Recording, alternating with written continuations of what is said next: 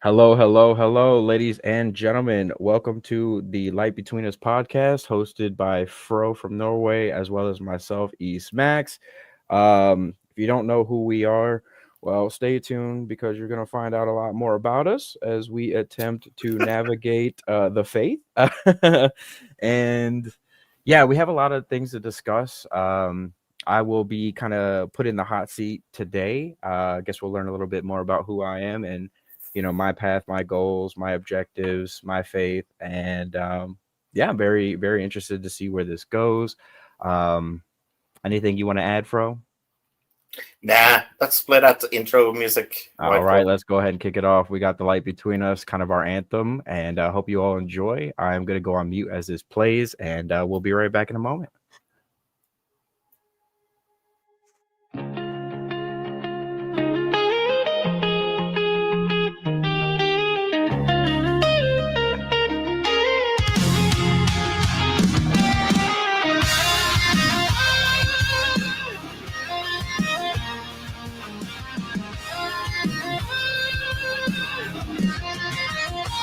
In the quiet, something glows, a spark in the space where the story flows. Every voice a flame to share. The light between us fills the air. Light between us, shining through. The world feels warmer next to you because the light, it isn't ours alone. It's what we build. It's what we've grown. Light between us because the light isn't ours alone. Amen. The light is not our own. We are supposed to show it to the world. So that's what I'm going to attempt to do today. Whether I The pass or Bible fail, that that'll be we're determined later. Go ahead. yeah, it says in the Bible that we're supposed to be the light of the earth. Yeah, a lot of people aren't really doing a very good job of that these days. Okay, let's Some talk a are, little some are about not. the last week before we go into the more exciting thing. Have you had a good week? For the most part, yeah, some highs, Yeah. some lows, but more highs than lows. And you will be proud of me, Fro. I got a notepad up so I can Wow, make sure I don't lose track of myself. that is a new thing. We were supposed to have a guest. If anybody wants to blame anybody for that, that is blame EastMax. Yep. Maybe I just need to start paying people to come on, and then they'll be more likely to come on. But I think it's more that you're not willing to like chase people down like I am. yeah, I really need to be doing that. And as we grow, we learn, and that's a weakness of mine. I'm gonna have to work on that. I'll be a little bit more persistent next time. I think we could take this episode of the podcast two ways. It's totally up to you where we go with it. Either we talk a lot about you, or Mhm. we talk about my lack of faith. I think we do both. Okay. Yeah, I think that'll be a good way. Since it's just us two. I mean, I really don't mind either way. I want to just go ahead and let you know, like, if you wanted to flip the script on me and we only go the one way, that's totally fine too. But I think we should do both. Okay. You I know, know we both I had a. have Go ahead. had a weird week. Um, I had some interactions where I was like, this is going okay. And then I had some interaction where I was like, nah, this is not going the way I was thinking. Yeah, Been there, my friend. been there, done that. I feel like the last 74 hours have been really weird for me. Maybe one of the like weirdest shifts in my thinking. I would say Mhm. that for me, I've always been a logical Christian. I've never been a very spiritual Christian. Never, ever. I have never felt the Spirit. Hmm. I have never felt like I was saved. I have never like when people say they feel saved, I don't know what that is. Hmm. For me, it was like the tag argument for God that saved me. I think I've been Did you very say like tag to like TAG? TAG, yeah, the tag transcendental argument for God, Oh, okay, gotcha. Thank you. yeah, or also called the tag argument. So, but the last 74 hours, I've been like, okay, but what if I don't believe in it anymore? Hmm. Well, and that's a big thing for me too, because I genuinely believe that God gives us free will, which means we could freely enter into the relationship just as we can freely exit the relationship as well. Um, Now, I still am struggling with these lofty concepts of salvation at the end of the day. I genuinely feel it in my bones and in my soul and in my head and in my heart that I am saved. I've accepted Jesus Christ. More so than accepted, like firmly believe it to the core of my depths at this point in my life. And if that's the bare minimum requirements, then, I'm all good there. But I don't believe it stops there either. I think that we need to continue to refine ourselves, learn, and apply all these teachings to our lives, which can be very, very difficult to do. And I often say that you can't debate your way into heaven. We could sit here and argue with people all day about who's got the Sure. right doctrine. And it really does take a level of feeling. To me, it's a level of feeling I never felt before. I had faith back in the day, but it was easily taken away from me because I saw a lot of the evil in the world. And I'm like, well, how could Christ be dwelling in this place, in this den of evil? So it wasn't until I actually fully felt the faith that actually, once I fully felt the faith, I was fully able to surrender to it. I guess I don't want to drag you down with me, but how do you feel about contradictions in the Bible? Oh yeah, no, absolutely. So let me first start by saying it's kind of like it's a weird situation because there are contradictions in the Bible, Hmm. but everything is for a deeper purpose, a deeper message. Um, the contradictions don't necessarily mean that they're wrong. I think it's just they serve a different purpose. If you can learn from them, then that's ultimately the greater lesson. But people do like to pick and choose different scriptures and basically say that they contradict each other, but they serve different purposes. Different scriptures serve different purposes for different people, and context really does matter at the end of the day. And it may not matter to God, quote unquote, but it matters to us as human beings reading the Bible to figure out what the core context actually is. So while they may exist, I think that they exist to serve a higher purpose, if that makes any sense at all.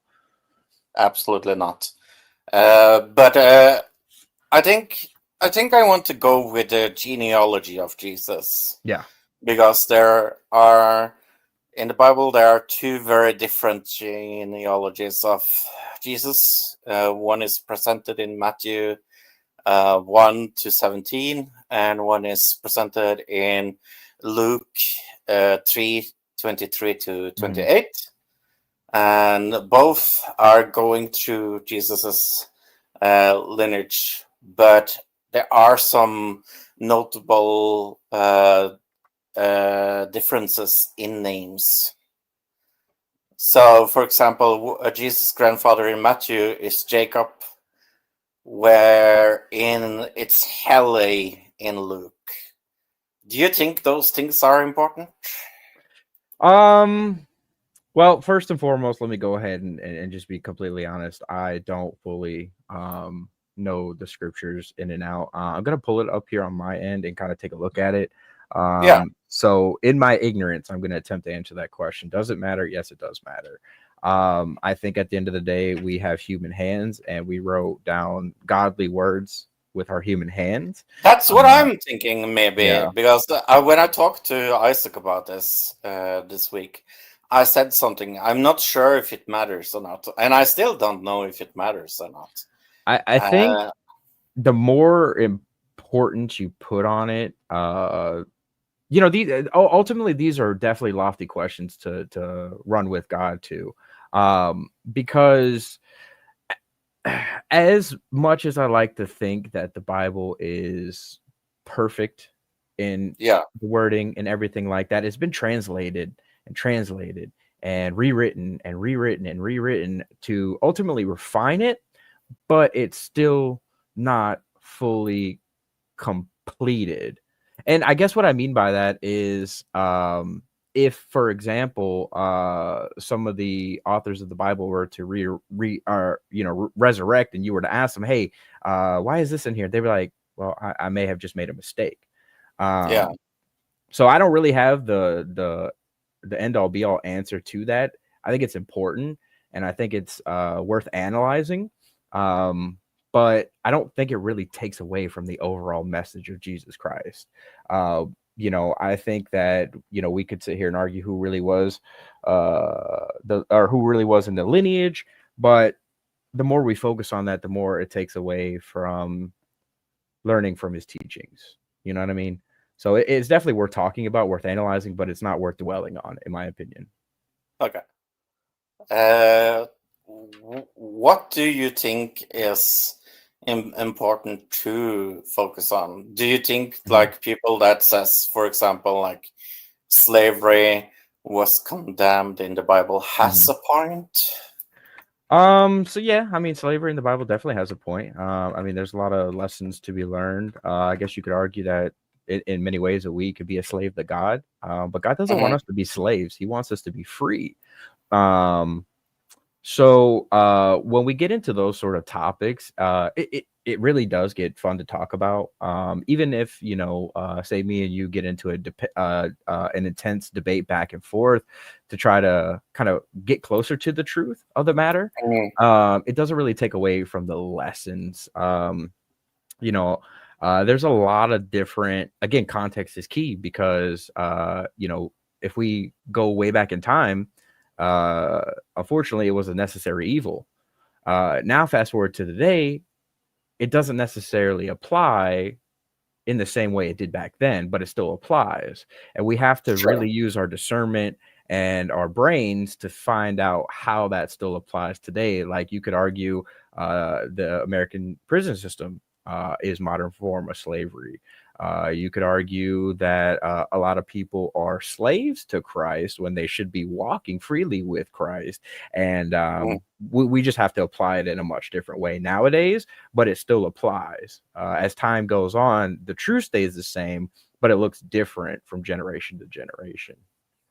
If that makes any sense. No, that makes sense. I think one of my biggest problems that I have had is that I can't say I support it morally. Like even in the old times, I think slavery was an inherently bad things to do. Yeah.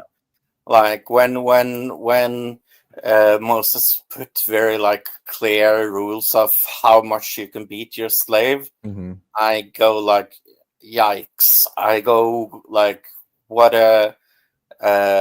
is this? And it makes me think that if I have better morals than the so-called God of the Old Testament, then I don't know if I should believe in him. Well, I mean, and there is a difference between the Old Testament God and then the New Testament God, right? God tried to solve all these issues. They are definitely the same God. Yeah, absolutely. Yeah. Yeah, I just think that ultimately, in a way, because we stopped choosing God, he had to send his only son to pay the price instead of just hitting the reset button over and over and over again. It doesn't matter how many times we reset humanity, there was still sin and darkness and evil. Especially if we're talking Old Testament, Sodom and Gomorrah, getting kicked out of the Garden of Eden, the flood. So how many times did he have to reset until he's like, you know what?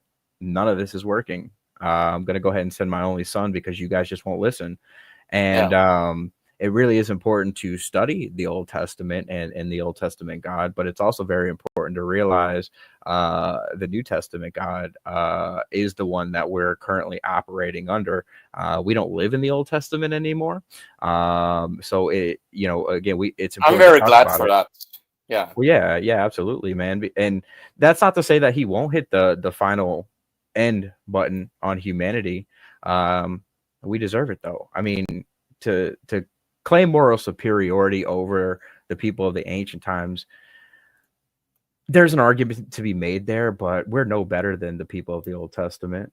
We're Right. still as dark and evil, and you could even argue more dark and more evil these days. Even though we, In at some least ways, in yeah. the first world, we don't necessarily have slavery, but there are still slaves in this world. A lot of slaves to sin, a lot of slaves to addiction, a lot of slaves to the devil himself. You know what I mean? Mm. Even people are slaves to Christ, and we still have slavery to this day, and people do still justify it to this day as well. You could just make up some sort of charge, throw somebody in a prison system, and make them work for you for free. It just changed its hat basically. So I do see your point, and it really is hard to wrap my mind around it as well. And these are questions that I still struggle with to this day. But when I do have those struggles and I do start to overanalyze the situation because I'm an overthinker, I will go Mhm. back and remind myself Jesus paid the price for all of the sin that we were guilty of. And I think to your point though, it was more so on how to treat someone under your command. I don't think it necessarily had to apply to the slaves specifically, but that's what they had back then because they treated people like currencies. Mm. Um, and now you could take that same lesson on how to treat a quote unquote slave as how to treat your child, treat your business associates, your employees. You shouldn't really be too harsh on them. You just kind of have to take that lesson and apply it to the modern world, and then it starts to make a little bit more sense. But again, these are questions that I still wrestle with, and that's just my current understanding as of now. But that may change a year from now as I dive more into the scripture. Maybe the more I dive into it, the more I'll start to really struggle with those. So yeah, all I know at the end of the day is, regardless of what contradictions there are, what issues there are in the Bible, I still believe in my heart that Jesus came to this earth as a son of God, died, paid the price for our sins, and resurrected to basically be like, look, you guys didn't believe me, but here I am. And a lot of people who saw that happen were asked to basically deny it and they can live, like the Romans. Mm.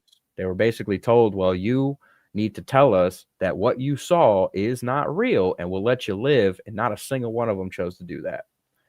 Now, I never seen God with my own eyes, never heard a voice from a white bearded man from the heavens talking to me directly, but I still can feel his presence. And that's when we get into the Holy Spirit.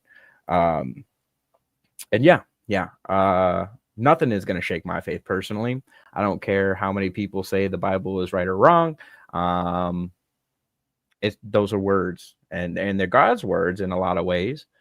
But God is such a lofty being. He's such a complex being that for us to think that we're ever really going to fully understand and make sense of it all is a far-fetched idea. So these are common things that everyone wrestles with. And I think if everyone was being honest, especially those in the faith, they still wrestle with doubt constantly, just like I do. I just am willing to admit it. I still have my doubts from time to time. Like, how could God let this happen? How could God let that happen? But the older I get, the more wiser I get. And the more it starts to make a little bit of sense. And that's not to Mm. condemn you in any way. I think what you're doing is great. You're wrestling. You're wrestling with God. You're like, how could this be? How does this make sense? I would just offer up to you to pray on it. You know what I mean? Literally just ask God, like, hey, God, make this make sense. Because I Yeah. genuinely believe God calls us to question him because he will rise to the challenge. And I think maybe through someone, through maybe a sign or a wonder. Maybe you'll just wake up one day, reread it, and be like, oh, you know what? That actually makes a little more sense now. But if you genuinely want to have that relationship with God, you got to bring those questions to him. Because if we just rely on the answers from men, we're all imperfect beings anyway. So I can't No, ever. in that way, I wish I was a little more spiritual, because I Mhm.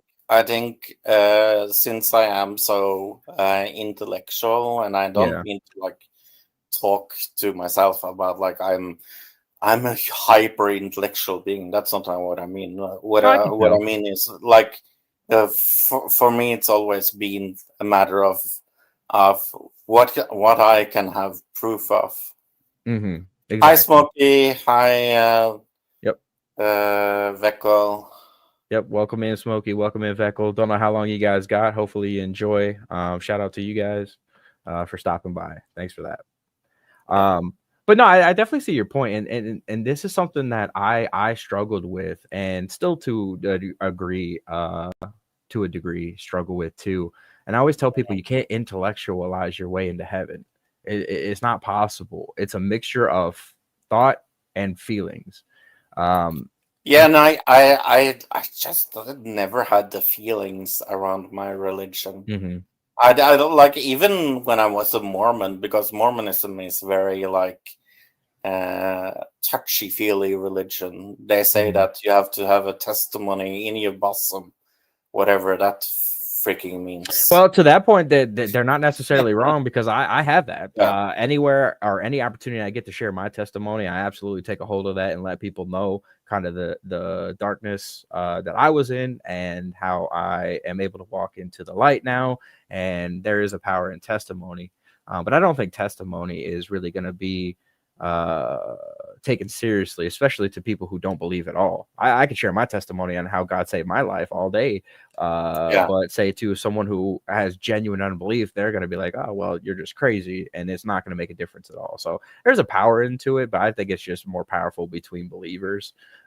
Or maybe somebody hears a testimony from me who is an unbeliever, and they reanalyze their life, and maybe that'll bring them to Christ. I'm a firm believer in planting the little seeds. It's not my job to convince people that God is real, but maybe if I can lead by example, and they ask me, well, why are you so good of a person? Why don't you struggle with these things? And I'll just be like, God saved my life.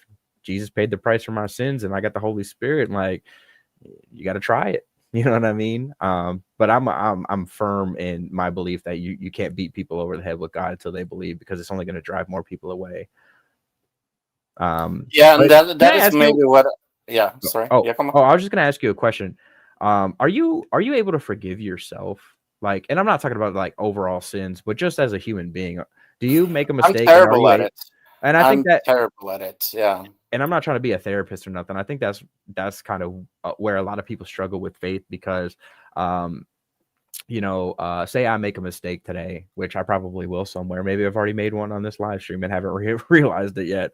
Um, but once you start to understand self forgiveness, um, then I think you're able to understand God's forgiveness on a deeper level. I Because said I said many times that it says in the Bible that you're supposed to love your neighbor as yourself, Mhm, and I have usually said then my neighbors has a lot of problems because I hate myself. mhm. Well, that's And natural. yeah, That's just the nature of the beast. That's just the nature of our sinful ways. And I think that dwelling on those is what wraps up a lot of people. Um, mm, because forgiveness is one of the hardest things faith requires. mm, And I've been seeing a lot of condemnation from a lot of people who were given grace for free, mm, and they want to hang on to it. And they don't want to show anyone else any sort of grace at all, especially for the people they don't like, the people that they hate. Because there's a lot of hatred running rampant, especially in the YouTube spaces. I believe that they can't amen to that. they can't necessarily find forgiveness because they have a false idea of what forgiveness is. Mm, And I'm not the expert on it, but because I've been able to forgive a lot of people in my life, I'm more able to relate to Christ, because I've forgiven a lot of people who don't deserve it. And I used to say, "Oh, I forgive you. Oh, I forgive you." But I never actually believed it. I was like, maybe that's just what I'm supposed to do. Maybe I'm just supposed to say the words forgiveness. But true forgiveness means to, so, well, it has a lot of different meanings. True forgiveness is just extremely difficult, is the point that I'm trying to make. And the more often I was able to genuinely forgive somebody who transgressed against me, the closer I was able to get to God. And you're not wrong for that, Fro. Can I That's just, recommend a book? I want to recommend a book. oh, absolutely. I will post it in chat here. And while you do your that, comment has failed to post. Oh, it's probably because I don't have the. could always shoot it in Discord too, if you need. Okay, I'll send it here in the backstage instead. But yeah, a lot of people out here are trying to be my enemy. They're trying really hard to be my enemy out here, but I'm not gonna let them have that title. I don't actually have any enemies on the YouTube spaces. A lot of people want to be my enemy, but they can't. Okay, do you mind sharing my screen? Yep, there you go.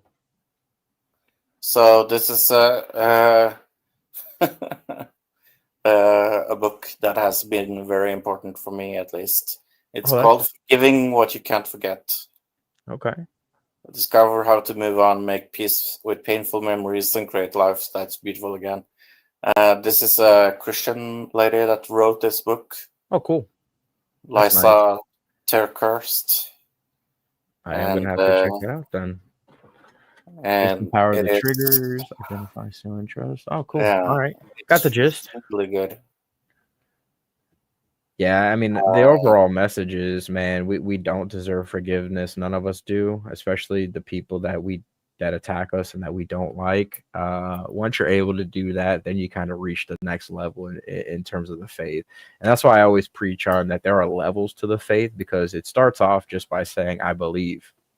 Well, then you gotta wrestle with a lot of things, a lot of baggage that you were hanging on to, because you can't carry that baggage into the kingdom of heaven. You can't carry that hatred with you into heaven. So that's why a lot of times in this life, while we have breath in our lungs, we have to try as hard as we can to get to that place of love. And we're never going to be perfect. God doesn't ask us to be perfect. But he does command us to continue to try to be better. So in my attempts to be better, I had to really dig very, very deep within my heart to let go of a lot of hatred and a lot of baggage that I was carrying along. And once I actually surrendered to the power of Jesus Christ and the Holy Spirit and God, and I am going to say those three things because they are all God in different versions. Once I was able to surrender completely, that's when I was able to fully let a lot of stuff go. Once I fully understood what grace was and how I should be unforgiven, but Christ still forgives me, then I was able to start putting the pieces together to forgive some of my mortal enemies in this life. The people that hurt me the deepest, I swore I would never forgive them. I swore up and down that I am going to hate them for the rest of my life for the things that they did. And now I don't feel like that at all. And that's the power. That's the power that God does have. That is the power of the Holy Spirit, getting you to do things that you otherwise couldn't do yourself.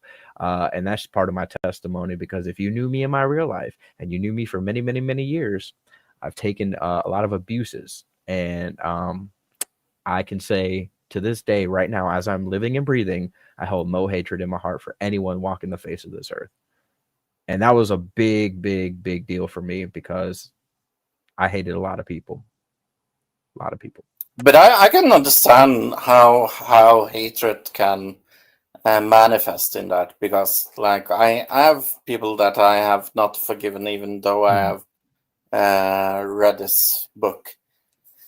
There are things that I don't know if I'm not willing to forgive or just don't. That is a big part, Yeah. being unwilling to, because that's something that I had to deal with too, because it just was at a pure like iron will. You hurt me so bad, I will never be willing to forgive you.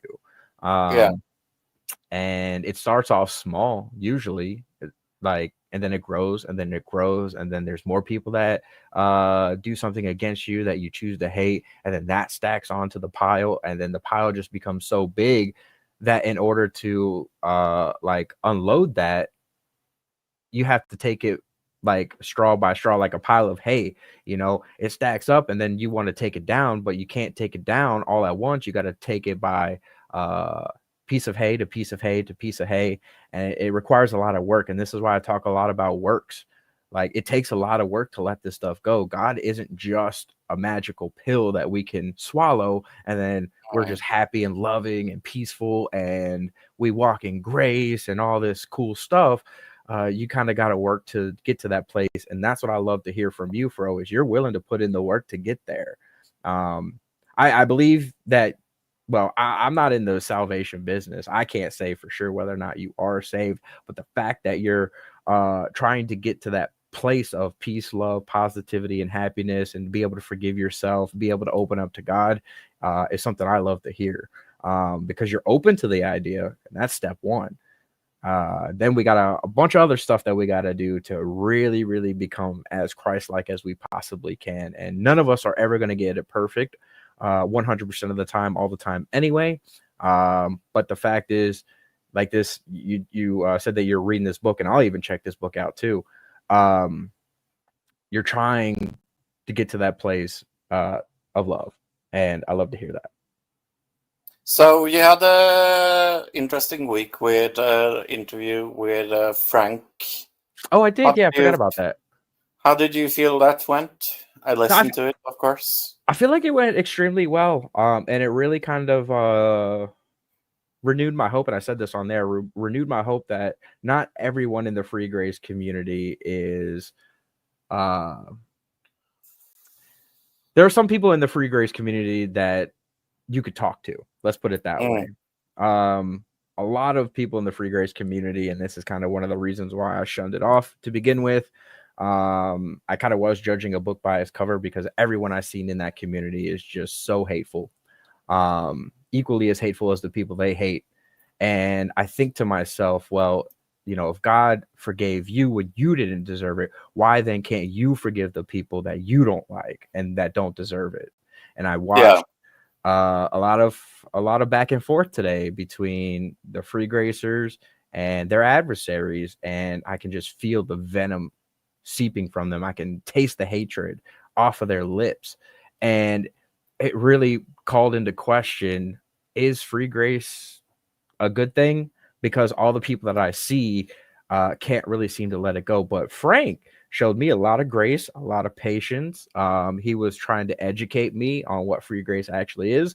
So it really renewed my faith that not everyone in the free grace community just accepts the fact that the price of sin was paid for, that they were given grace, and they can just live however they want. It was I really also think it was kind of cute the way you talked about me. So I don't even really remember what I said on that. I was just kind of walking in the spirit, if you will. So, I know I kind of focused on the side chat a little too much. I let the trolls get not under my skin, but like I paid a little too much attention to the demons in the chat, if you will. I should have just focused on Frank and free grace, but he really opened my eyes. I think I'm going to do a little bit more research into free grace. I still don't consider myself one. I don't think I ever will be, because I don't believe that it's free all the way around. It's free if you ask for it, but then you kind of got to put in some work behind the scenes. Yeah, I'm a work salvationist, if I am anything. Yeah, and that's something that's something I'm still struggling with. I don't necessarily think the work will save you, but I think you kind of have to put in the work to walk with Christ. So I think that the bare minimum is belief, but your works can either make or break your faith, which will then ultimately make or break your salvation. Because if you can't genuinely believe in God and Jesus and still hold on to a lot of hatred in your heart. So if you're not willing to do the work to undo the hatred, because again, God is not a magic pill that you could swallow and then all the hate and all the sin just goes away. Yes, the price was paid, but we still in this flesh have to walk with sin. And carry that with us. And the works aspect of it, at least from where I'm sitting here now with my understanding, we also have to do the work to get rid of that as best as we can. And God will help us along the way. God will give us the tools, but we have to use it.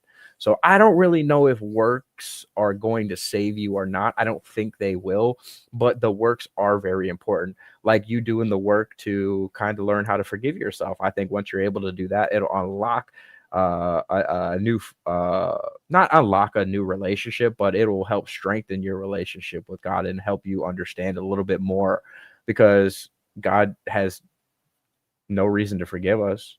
Why would he? All we ever do is betray him and backstab him and turn away from him, but yet he's still able to forgive us. So this EastMax is a lot. Sparkle wants you to read the synopsis of the book. Read it. Okay. Let me zoom in a little bit here. I gotta pull it up on my bigger screen. Let's see. You deserve to stop suffering because of what other people have done to you. That's truth in that. Have you ever felt stuck in a cycle of unresolved pain, playing offenses over and over again in your mind? See, yep. When you dwell on it, it builds. You can't go on like this, but you don't know what to do next.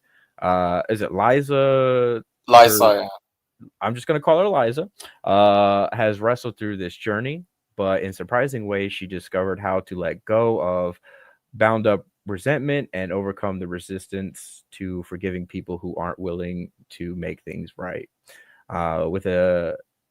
Empathy. I think that's where I get a little bit of an edge, because I'm a deeply empathetic person. So I think in many ways the struggle that I dealt with on forgiving people was a little bit easier for me, because I could see the trauma that they're operating from and realize that it's not a personal attack on me. It's their unresolved trauma attacking me, if you will. So with deep empathy, therapeutic insight, and rich Bible teachings coming out of more than 1,000 hours of theological study. I don't even know what hour I'm at right now. I'm probably on hour 5 of the theological study. That's not true, but Liza will help you learn how to move on when the other person refuses to change and never say they're sorry. That's big right there. I don't care how much you beg for an apology from someone. Most times you're never going to get it. You're never going to get it from certain people. And I've been guilty of that. There are plenty of times where I should have said sorry when I didn't. So that's why in my conversation with a certain individual, I tried to say it, and it just wasn't accepted. So even sometimes you could even get that apology from someone and still hold on to some hatred. So definitely important there. Walk through a step-by-step process to feel yourself from the hurt of your past and feel less offended today. Yep, you got to learn how to forgive yourself and free yourself from that. Words have just as much power over us as we're willing to give them. So if somebody lashes out at you, it's up to you to either carry it with you or leave it where it lays. Discover what the Bible really says about forgiveness and the peace that comes from living it out right now. Identify what's stealing trust and vulnerability from your relationship so you can believe there is still good ahead. Disempower the triggers hijacking your emotions by embracing the 2 necessary parts of forgiveness. I guess I'd have to read the book to find out what they would claim the 2 necessary parts of forgiveness are. I do think it's forgiving yourself, and if you could do that, then you could start to forgive other people. Should I keep reading or? That's more or less what it's about. There's proof that I can read, you guys. Yeah, your name is not Isaac. The last time that, okay. The last time I tried to read during a stream was the KJV passages with Ryan, but my mind was so I was so all over the place in my mind that I couldn't even focus on the words, and I really, really stumbled. But I can read. I just got to be in the mood for it. But yeah, no, especially the part of where it says that you change even though the people you're most angry at don't know how to say sorry. I have a mom like that. Yeah. And I guess I have forgiven her, but I will never forgive it. Like I have forgiven it in one way, but I don't want to have contact with her because I can't Mhm. forget it. There's a lot of wounds that we carry inflicted on us by our parents or lack of parenting. Oh yeah. But what I would say to you though, Fro, is understand that some of these people, being a parent doesn't come with a guidebook. And some people are more prepared than others to be parents. And I think that those wounds are very hard to get rid of. I Mm. struggle with my own parental wounds. Um, but I really don't hold them at fault anymore, because I, as a parent now, realize that a lot of times we don't know what to do, and we're all just kind of winging it as parents. So there are a lot of mistakes to be made, and again, we're all human at the end of the day. So I think if the more you reinforce that into your brain, that we are all humans, you're a human, say your mom, maybe well, I know she's a human, but I think you get my point. I don't want to focus on her though. We're all just people. We all make mistakes.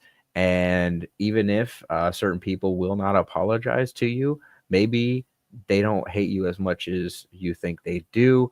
Um, No, I and hate her. I hate her, mhm. but I've come to the conclusion that you can forgive people and hate them at the same time. I think. Well, yes and no, because I used to think the same thing too. And that's where we get into true forgiveness, right? That's Yeah. that you're halfway there. You're halfway there. But once you start to heal the wounds that were inflicted on you, then I think you're able to forgive fully. And make no bones about it, it is insanely difficult to forgive people who Hmm. really, really, really deeply cut you down. But it's possible. And I want to give you some hope that if you keep wrestling with that and you keep trying to get rid of it, eventually it will go away. Um, just don't dwell on it. When you start to think about the people that wronged you, um, go read the gospel, go listen to some happy-go-lucky music, take a walk outside, take a breather. I tell Boki this all the time. Do something physical.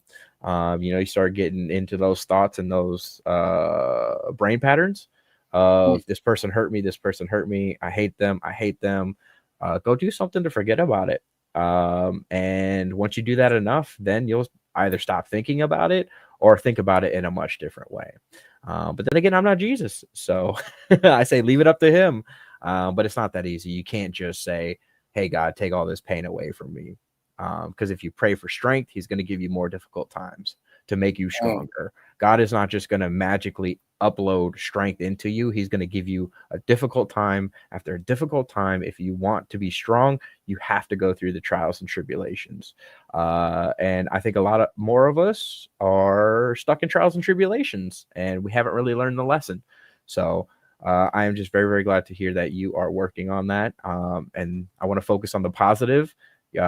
You're putting in good work, and you'll get good out of it. I promise you that. Do we want to let Sparkle in? By the way, I'm not ignoring chat. Yeah.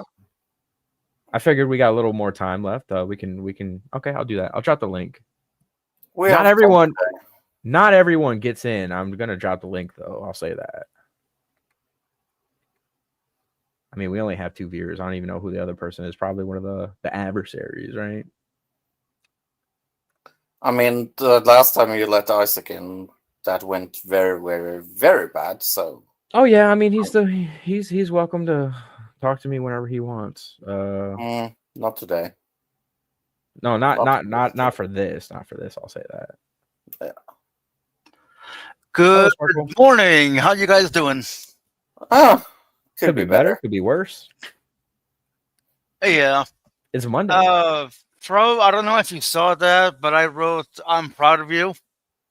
I don't know if you saw that. Okay. No. Yep. Why are There you you go. proud of me? I'm proud of you because you're taking steps to forgive yourself and forgive others, And as I said, forgiveness is more about you than them. Mhm. You can forgive someone and not let them back into their life, not let them back into your life. Now I know, Yeah. I know the person that you forgive wants back in your life because they miss you or they did something, whatever. But they probably hurt you in such a way that you don't want them back, which is No. fine. Which they're gonna have to deal with the fact that they lost you or you lost them. Like, you know what I mean? I get the point is I get what you're going through because the Like amount like go ahead. yeah, no, for me through my life, when I met new people, I tend to tell people that my mom is dead because that's easier to explain Mhm. than saying no. We can't talk to each other because we destroy each other every time we talk to each other. I Well, mean, I that's guess smart. hold on. I want to say something really quick. Rather than saying your mother's dead, we should say we don't talk anymore. I mean, Yeah, you're not lying. yeah. No, I haven't talked to her in 10 years plus now. Hmm. Yeah, Yeah, that's tough, man. And and kind of that like doesn't mean that I don't miss her. Of course, I miss her. Or just that I don't, I don't miss all the awful things she did to me. yeah. Shit, my mom still gets on my case for certain things, and I won't throw my dump on EastMax stream, but point is, I may not have gone through the similar things, but the same things. But I get what you mean. All right. When Yeah. it, when it- when it came to me, I had three people against me: my mom, dad, and sister. Mm, All Yeah. narcissists, by the way, in their own way. So, like, wow, Yeah, I was doomed to fail. and having a loving relationship with a narcissist will do so much damage oh, to you. It's oof. Uh, it yeah, I have done that. Been there. Done that. And really just reclaiming the power of the situation is the first step. Taking accountability. That's when you kind of reclaim the power. You take responsibility for your side of the issue. Yeah. And you can't hang on to their side of the issue. And once you're able to take uh, accountability, which it sounds like you are for the hatred that you carry around, you're kind of on the right path forward to getting over it. And yeah. it's easy just to sit there and say, well, I'll just get over it, be a man, you know what I mean? But it's not that simple. It's not that I simple at also all. think that is a problem with the time we're living, is that people are expecting boys or men to Hmm. be cold, and Yeah. I don't. Yeah, I don't relate to that whatsoever. Yeah, no, I mean, we have emotions, we have feelings. um Yeah, I but think we're society is like, no, you're men. You're not allowed to have feelings. You're weak Mhm. if you Yeah. do. Like, okay. Yeah, no, I mean, I think when masculinity comes into play, it's how we choose to handle our emotions. Yeah. I Mm. think once you start lashing out at everyone all the time, you're probably under a little bit more of a feminine energy. Yeah, yeah. You see my point, She, how, but how did he get a wife to begin with? I don't get it. it Ah, it really is just one of those things where, like, being a man doesn't mean we're not gonna have feelings and we're not gonna be upset, especially with people that hurt us. But it's just all in how we choose to deal it. There are yeah, definitely but masculine ways to it handle could be it. too much. Like, it It could can get be too a much. exactly. But I'll focus on the positive. It sounds like Fro is doing some work to try to heal that trauma. You know what I mean? Yeah. And that's great because some people will just mask it, hide it, deny it, ignore it, or just sit there and say, "Well, I'm only gonna let God handle it, and I'm not gonna do anything to handle it Or, on earth." just complain and not really do anything when somebody Mhm. somebody offers you something. Oh, I 'Cause I can't do that. This won't solve my problem. Like, how the fuck do you know if you never used it? Sorry, Yeah. I'm just it's No, and that's why I'm a firm believer in exercise, and not to go on some rampage here about the gym or whatever, but dealing with trauma and doing something physical, like doing something physical helps a lot. Mm. It stops your mind from dwelling because if you like for me, for example, the gym is kind of therapy for me. I'll go in I there. mean, any kind of distraction will do, honestly. I'll think about all the people that wronged me in my life and get a good workout and leave it all there. Walk out and be in a much better mood than I was when I walked in. And the more that I do that, the more easy it is for me to not carry it with me anymore. And it'll creep back up on me too. I'll be sitting at home late at night, in the middle of the night, dark. Say I just woke up in the middle of the night and I start thinking about all the people that wronged me in my life. And then for me personally, now I'll pray about it. I'll open up the Bible, start reading, or do some push-ups or something like that. If it's not during gym hours, but dwelling on it. That's That's maybe where I feel like I'm a little bit close to where Smug is. He Mhm. said that he needed to be intellectually honest with himself, that he couldn't believe anymore. Yeah, And and I respect that. that's where I feel I am. Yep, I just and feel like I can't say I'm a believer if I'm not a believer. mhm. And I respect that because at least you're not trying to go around and put on a show, trying to be like the greatest believer of all time while you wrestle with doubt and struggles. I don't Yeah. really care who picks up the label of Christian or who drops the label of Christian. As long as we don't give up on faith in a God and faith in Jesus, then really nothing can overcome you. I would just say to be careful though, because it is easy to throw the baby out with the bathwater. You know what I mean? Don't throw it all away. Get rid of the pieces that you can't really deal with now, because you're absolutely right, and Smokey is absolutely right. You can't authentically walk in the faith while carrying around hatred, and there are too many people who carry around hatred thinking I that they're don't have walking with God. hatred. I just don't have belief. And yeah, and I I think I don't was lumping you in with Smokey yeah. in that way, but I didn't mean to do it like that. I don't hate God. I just don't understand him, and I don't know if Mhm. I believe him. Well, you don't have to understand God to believe in him. And I only say that because people have told me that it's like, oh, you just don't get it, so you're not a believer. Well, that's not necessarily true. Uh, and then Or that all I go ahead. I also agree with Sparkle said to me. I am someone that switches back and forward a lot, so Well, I mean, I it's can backsliding. It fluctuate. happens. You know what I Yeah. mean? But what I would challenge you to do, and the same challenge goes to anyone listening here, uh, commit. You know what I mean? Yeah.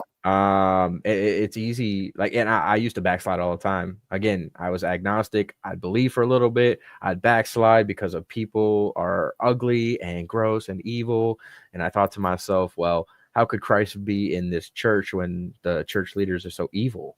Mm. Then I would just throw the baby out with the bathwater. I'd be like, well, all these people suck, so God must not be real. And I'm going to go back to, well, maybe God might exist. I don't really know. Don't really care. Then I got very apathetic, grew cold towards God, grew cold in my heart. And I'm not going to say that I was like a monster or anything like that, but apathy really crept its way into me. And Mm.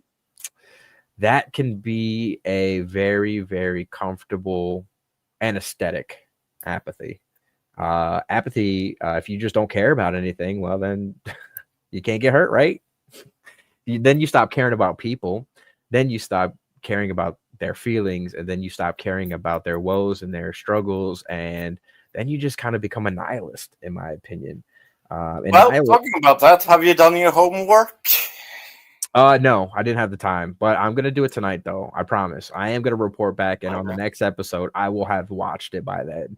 I had a birthday to go to this weekend also, so I didn't have as much time as I thought I was going to, and that's on me. I know I kind of had other days to do it, and I forgot. I will do it. I will do it. I need to say it more often, because then I'll be mad at myself if I don't do it. And I'm kind of kicking myself now. I was like, I knew you were gonna bring that up, and I knew I didn't do it. But hey, hold me accountable. I always say that. I failed. I failed twice. I didn't watch it, and I didn't bully Ryan into being on the podcast either. So, 2 strikes against me. I'm sure there's a third one coming, but forgive me. Forgive me. Or Well, you can hate me if you want. That's fine too. I'm not going to carry nah, that. nah, I don't feel like hating you today. No, well, I say we, but I need to watch it first, and then we definitely will get to it. It's sliding doors, right? Sliding Yeah. glass doors. Yeah. Sliding Um, doors. Yeah, I looked it up. I need to find where it's streaming. I do want to check that out. Because I haven't really watched too many movies except for older ones that I've seen, and even It's then, not I haven't. that great a movie either. I'm just going to warn you. It's a silly movie, but we're going to talk about the concepts of it. Well, and it'll be good to save it too. For an instance where we like today, where we didn't What I have a guest. miss? Thought I stepped away for a bit. My dad came over with some food. No, there's a movie That called Sliding EastMax Glass Doors. has not seen Sliding Doors, even though that was his homework for this week. And I'll tell you this, bro, man to man, even when I was in school, homework was the last thing I would ever do. I would either get other people to do it for me or I wouldn't do it, but I would still be able to pass all my tests with flying colors. So I could probably And that is why I told you have a high IQ. Take the fucking test. I know I do need to do that. Maybe we'll do that on a live stream one day. But I actually want to get a real authentic one done because you could just get these ones online that are going to lie to you anyway, just to get you to go get your friends to come back and do it. It kind of reminds me of the episode of King of the Hill where Peggy took an IQ test and got baited into like this scam thing where, you know, they said that she was she had a really high IQ, and then Luann took it, and Luann was a genius too. And then they had the like autistic guy take it, and he was a genius, and they were all hanging out at this genius convention.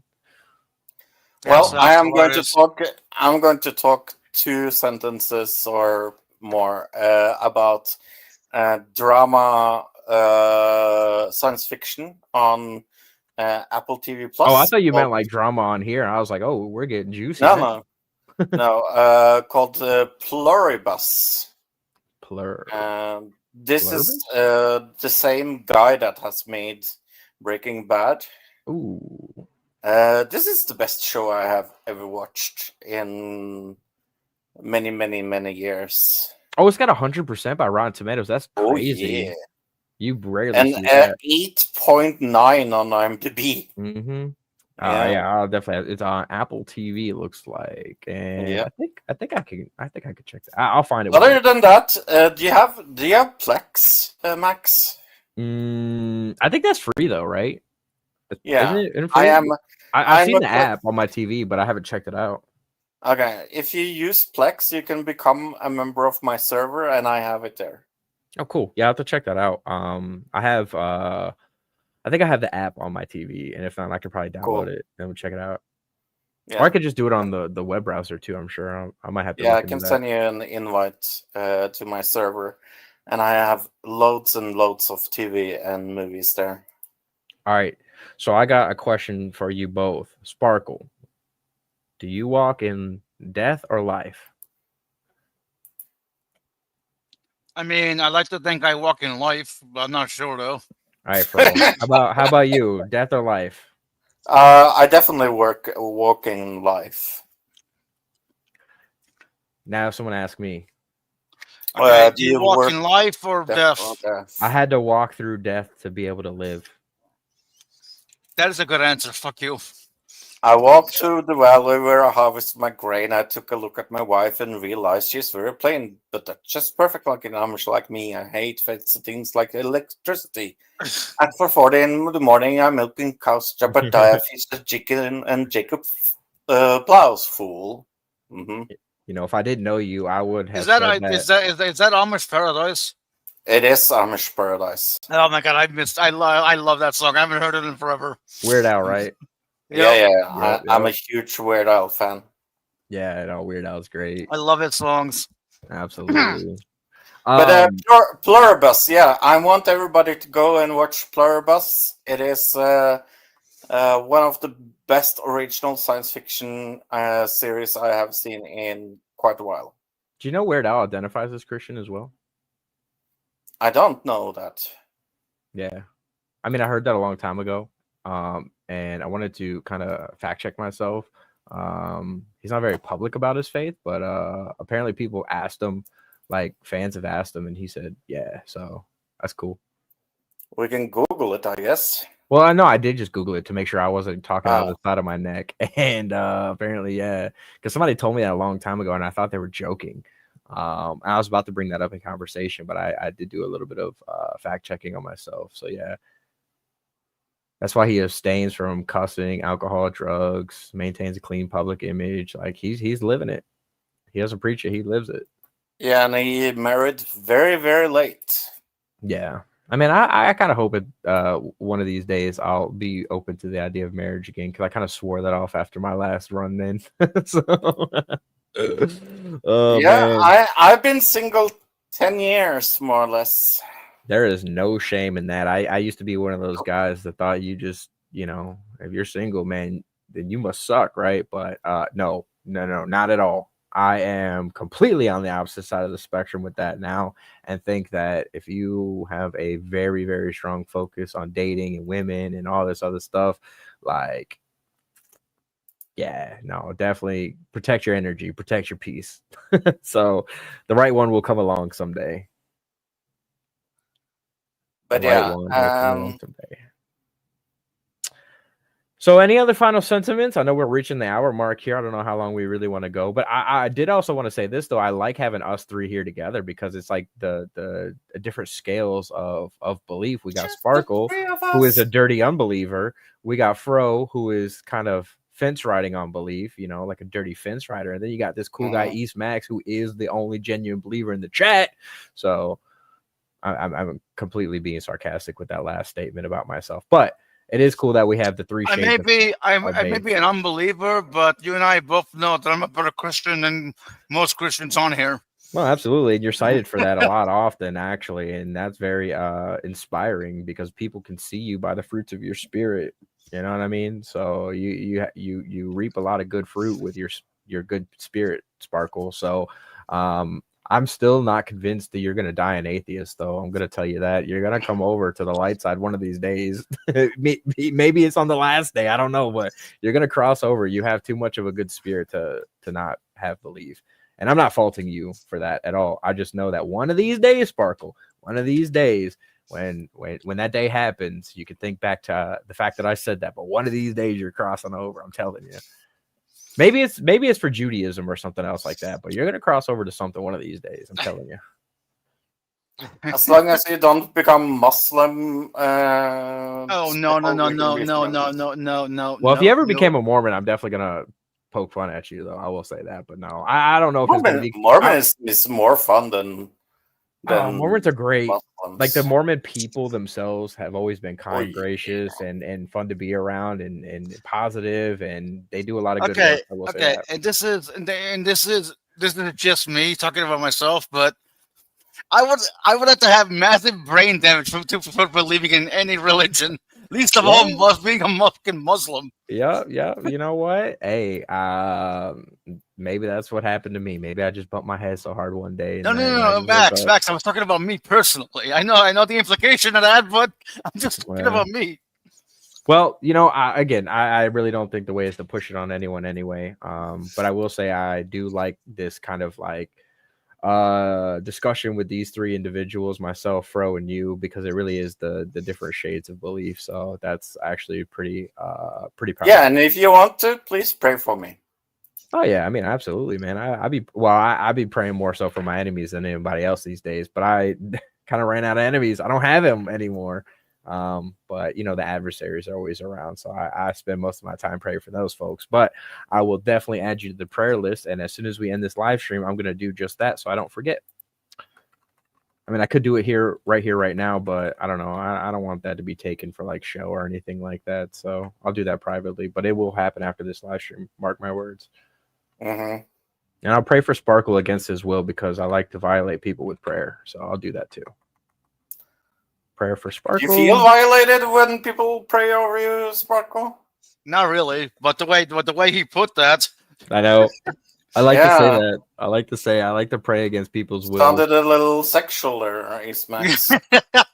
Hey, I could be a little bit of a shock jock myself. Let's be real, Oh, I like to pray over him. Oh, yeah, I'm gonna pray over that Sparkle guy over there. Get him down. Hey, Whitney. I mean, No, as you guys know, I get a little bit goofy. I like to phrase things in ways that I think are a little bit funny, but I don't think Sparkle would be anti-prayer. But there are I people mean, out there that are. well, Max? How would I even know you prayed for me unless you told me? Maybe if you start to see me in a dream. And I don't know, but you're right. You're right. I don't know. I just like to be funny and goofy sometimes. I like to pray against people's wills. If somebody is like, I don't want you to pray for me, I'm definitely praying for you then. So it's because this clip has been stuck in my head of this guy who got in road rage with this other guy who was a Christian. And the guy was like, well, I hope the Lord blesses you today. And he was like, I don't want no blessings. And then he was like, I'm so sorry you're so angry. I'm going to pray for you. And he rolled his window back down. It's like, you better not pray for me. And they were like, I'm going to pray for you anyway. And that's been living rent free in my head. So. Well, you know what? The clip served its purpose. Yep. And that kind of reminds me of a lot of people on this YouTube space. You know, they're just so caught up in their angry feelings that they don't want to pray for other people, or you know, you pray for them, and they're probably like, I don't want your prayers. My prayers are more effective than yours anyway, or some BS like that. People just need to get off their high horses and just be honest with themselves that they're not so smart. Because we all know that was a horse sound, by the way. We all know EastMax is the smartest one around town. So, like, absolutely, you know, what else can I say about that? Now, before anyone runs with that, I must go ahead and say that is a joke. I know jokes aren't allowed in the faith, but that's a joke. Oh my gosh. I joke about it because I don't have that high opinion of myself. Can I just say that one of the most funny things happened this week when people didn't understand that you were joking? That was some. Oh, I laughed so loud. Man, I'm not. That's a dead issue to me, so I'm just gonna leave it at that. But it was funny. It's unfortunate. It really is unfortunate that those things have to happen that way, because we're supposed to be building each other up at the end of the day, and I didn't really add value, but I hope the lesson ultimately gets learned one day. Nah. But it's a dead issue for me. I'm not. Yeah, it's a dead issue. So, it's one of those things too that at the end of the day, man, we all got to remember that this is just the internet. This is not real life, and sometimes things on the internet that are said by the people that have said it don't necessarily mean it, or they don't necessarily like take it to heart. Like, just because I say some things to certain people sometimes doesn't mean that I like log off and I'm thinking about it like, ooh, you know what, yeah, I really got him, you know, I really took him to task. You know, I get into my little flow state. You know, the Holy Spirit starts talking to me. That's how I get off, to be honest. But sometimes I ignore it. You know, sometimes I'm just a human being and I'll ignore it, and then I'll like walk in the flesh, or you know, I'll let my ego get a little bit ahead of me, and then you know, you attack me, I'm gonna attack you back even harder. Like, and that happens, and I'm surprised at how many people can't show grace. They only want to hang on to grace given to them by God, but they can't forgive no one else. And at least, you know, some people around town can be honest about it and be like, you know what, I actually hate you, I don't forgive you.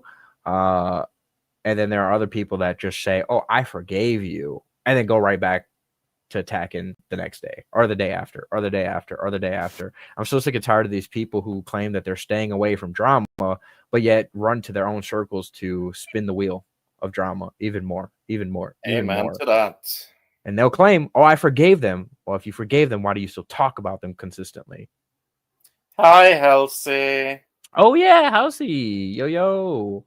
They actually came out to my very, very, very first test stream in the side chat. So much love to Halsey. She's good people. I still have it archived, actually. Oh, Halsey is good in.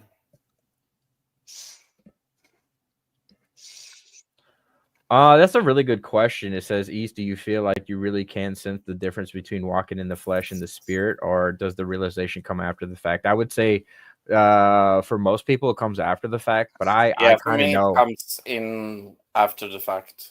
You want to know how I'm able to determine that now? It's because I realized that after the fact, using my 2020 hindsight to be able to recognize the triggers that are going to cause me to walk in my flesh now, so I can prevent it from happening. Now, I'm not perfect, obviously. I will kind of get into my feelings, or not even my feelings, like my flesh. I'll get into my flesh and then act out, knowing full well that I'm doing it and I'm ignoring the Holy Spirit, and then the Holy Spirit Hey, convicts Halsey, me. what are you doing on Monday, a week from now? Oh, you should drop your email in the side chat too for anyone watching later who may want Oh yeah, to it's email you. 1cat2kittens@gmail.com. 1cat2kittens@gmail.com. But yeah, to answer your question, Whitney, it's through a lot of self-reflection, a lot of meditation, a lot of reading, a lot of looking back to realize what got me to the point to act out, to realize what it looks like when it's happening. That's why you'll often see me remove myself from situations before I ever get too worked up or worked up at all. People have said that, man, it takes a lot to get a rise out of Max, and there's a reason for that, because very few things could get a rise out of me to make me want to lash out in the flesh, because I've dealt with pretty much everything life can throw at you, and been able to find ways to forgive the unforgivable. I've also been able to hyperanalyze myself and realize, okay, I'm getting worked up here. Let me go ahead and remove myself from the situation, Yes, before I say some things that I don't mean. Yes, Whitney, I'm actually very allergic to cats.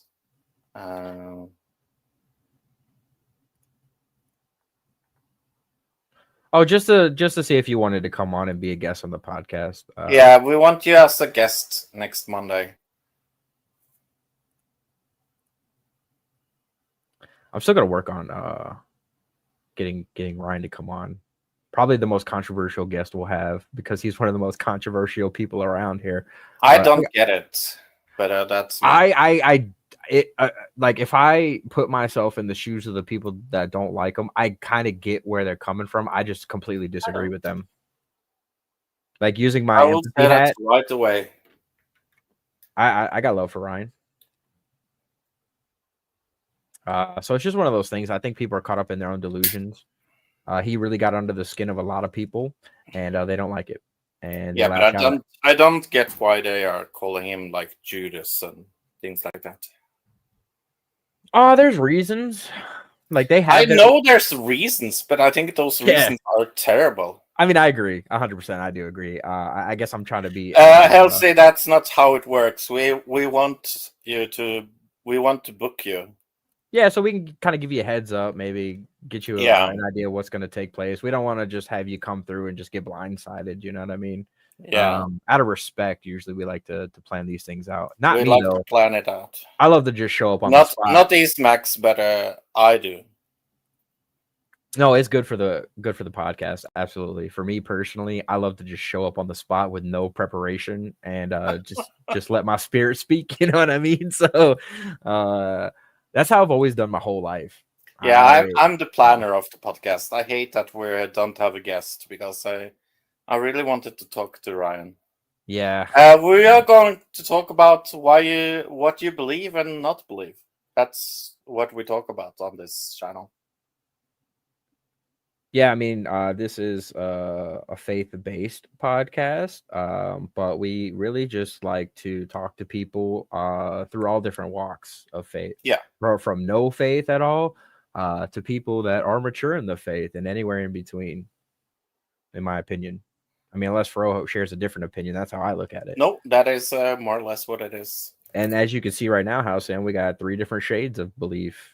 We got someone who is walking in the faith, and I do think Fro is walking in the faith, but you self-admittedly you're wrestling, and there's no shame in that. And then you got Sparkle, who is the Christian atheist. So, a good mix here, good mix.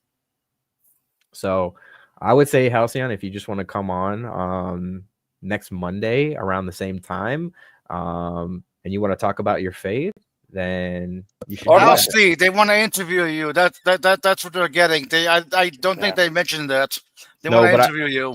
I should also elaborate on kind of what this podcast is about, because it is so new. Not everyone might know as well. So that's just kind of what we get up to around here. We want to interrogate, not interview. Get it right, Sparkle. Come on now. You can go what? and You know what? listen. I will. Okay, I'll be kind of honest. I did feel like you guys were interrogating me on the first. It's just like, Well, that was the first run, kind of working all the kinks out. I think in the future it'll be a little bit more upbeat, I guess you could say. Fluid. I actually had just woken up right before that, so I was still kind of tired. I Yeah. didn't have the quick-witted quips for you guys that day. But I did listen back to it though, and I caught a few good ones though. I was like, oh, that was kind I of funny.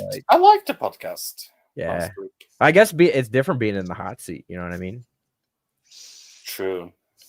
But hopefully, as the future goes on and we get more guests, and And we we're able to want better we plan want it, to have one guest each Monday. So we can, especially if we plan it out a little bit better, we can kind of give you a heads up on some of the questions, so that way you have some time to think about it, because it really is hard to come up with stuff on the spot. Now, I'm an expert at it because I live my life that way, but somebody who is a little bit more of a planner probably would appreciate having a little more time to come up with some answers.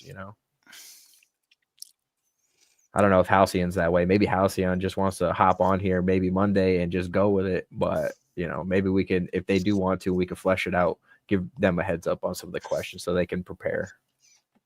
Sparkle just came in. So, I respect it, Sparkle. Oh, this man, I have never spoken one word to this man. Can I bring him in? who? who is it? The freest of wills. Oh yeah. It's your stream. Hello, Will. Hi, Will Freeman. Freeman. Hello, buddies. Hey, Hello. You're Hey, on the top Sparkle. of my list as well. Yo. What? Which list? There's a lot of lists out there. I don't want to be on the wrong one. There's The interview list. Interview list. Don't worry. the Epstein one, of course. No, don't even joke like that. What the fuck? Yeah, How's don't Will even Freeman? joke.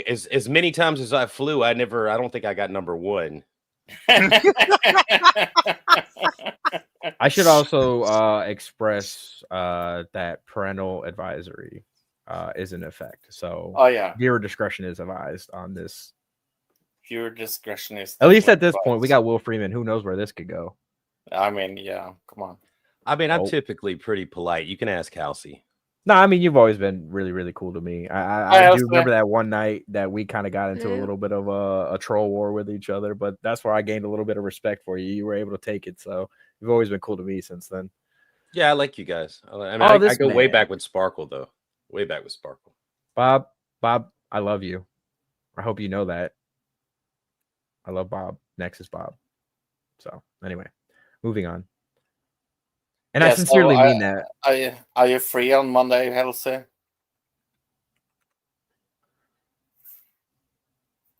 I never really know what my Monday schedule is like, but I don't know, probably. But like I'm not someone who is Whoops. I'm not a Christian or anything. I know. I'm not sure. We talk about faith with non-Christians as well. Well, neither is Sparkle, and Will Freeman is a very unique individual, so it really doesn't matter. Just come as you Will are. is That's what I Will. always say, Yeah, nice to meet you, Will. Yeah, they have never met before. I'm actually surprised at how intertwined everyone actually is. Tell me stepping about on- it. Stepping onto the scene at first. I mean, I kind of knew that, like, people kind of knew each other from different streams and different things like that. But I am surprised at how many people know each other, because I wouldn't, if you would ask me. Yeah, no, if Will and Will knew Halsey each never other, I didn't talked know. to each other. Never. It must have been This in is the good first ways. time. This is the first time they're on stream together. Well, I love that one. Yeah, true. I love that one, Will. You got Of course. Are you using? Well, how do you get it to be a GIF then? Listen, I can't talk about it with Christians. It's black magic. Yeah, you know what? I know how. I'll tell you. I'll spill the beans. Halsey! No? Halsey! No, absolutely No? I'm the not. same Okay. way. All right, never mind. I don't have any more newts or frogs or lizards to sacrifice. I just take Wow. it easy. Wow. Kind of the same thing happened with me and Numi King, and I'll show you what I mean.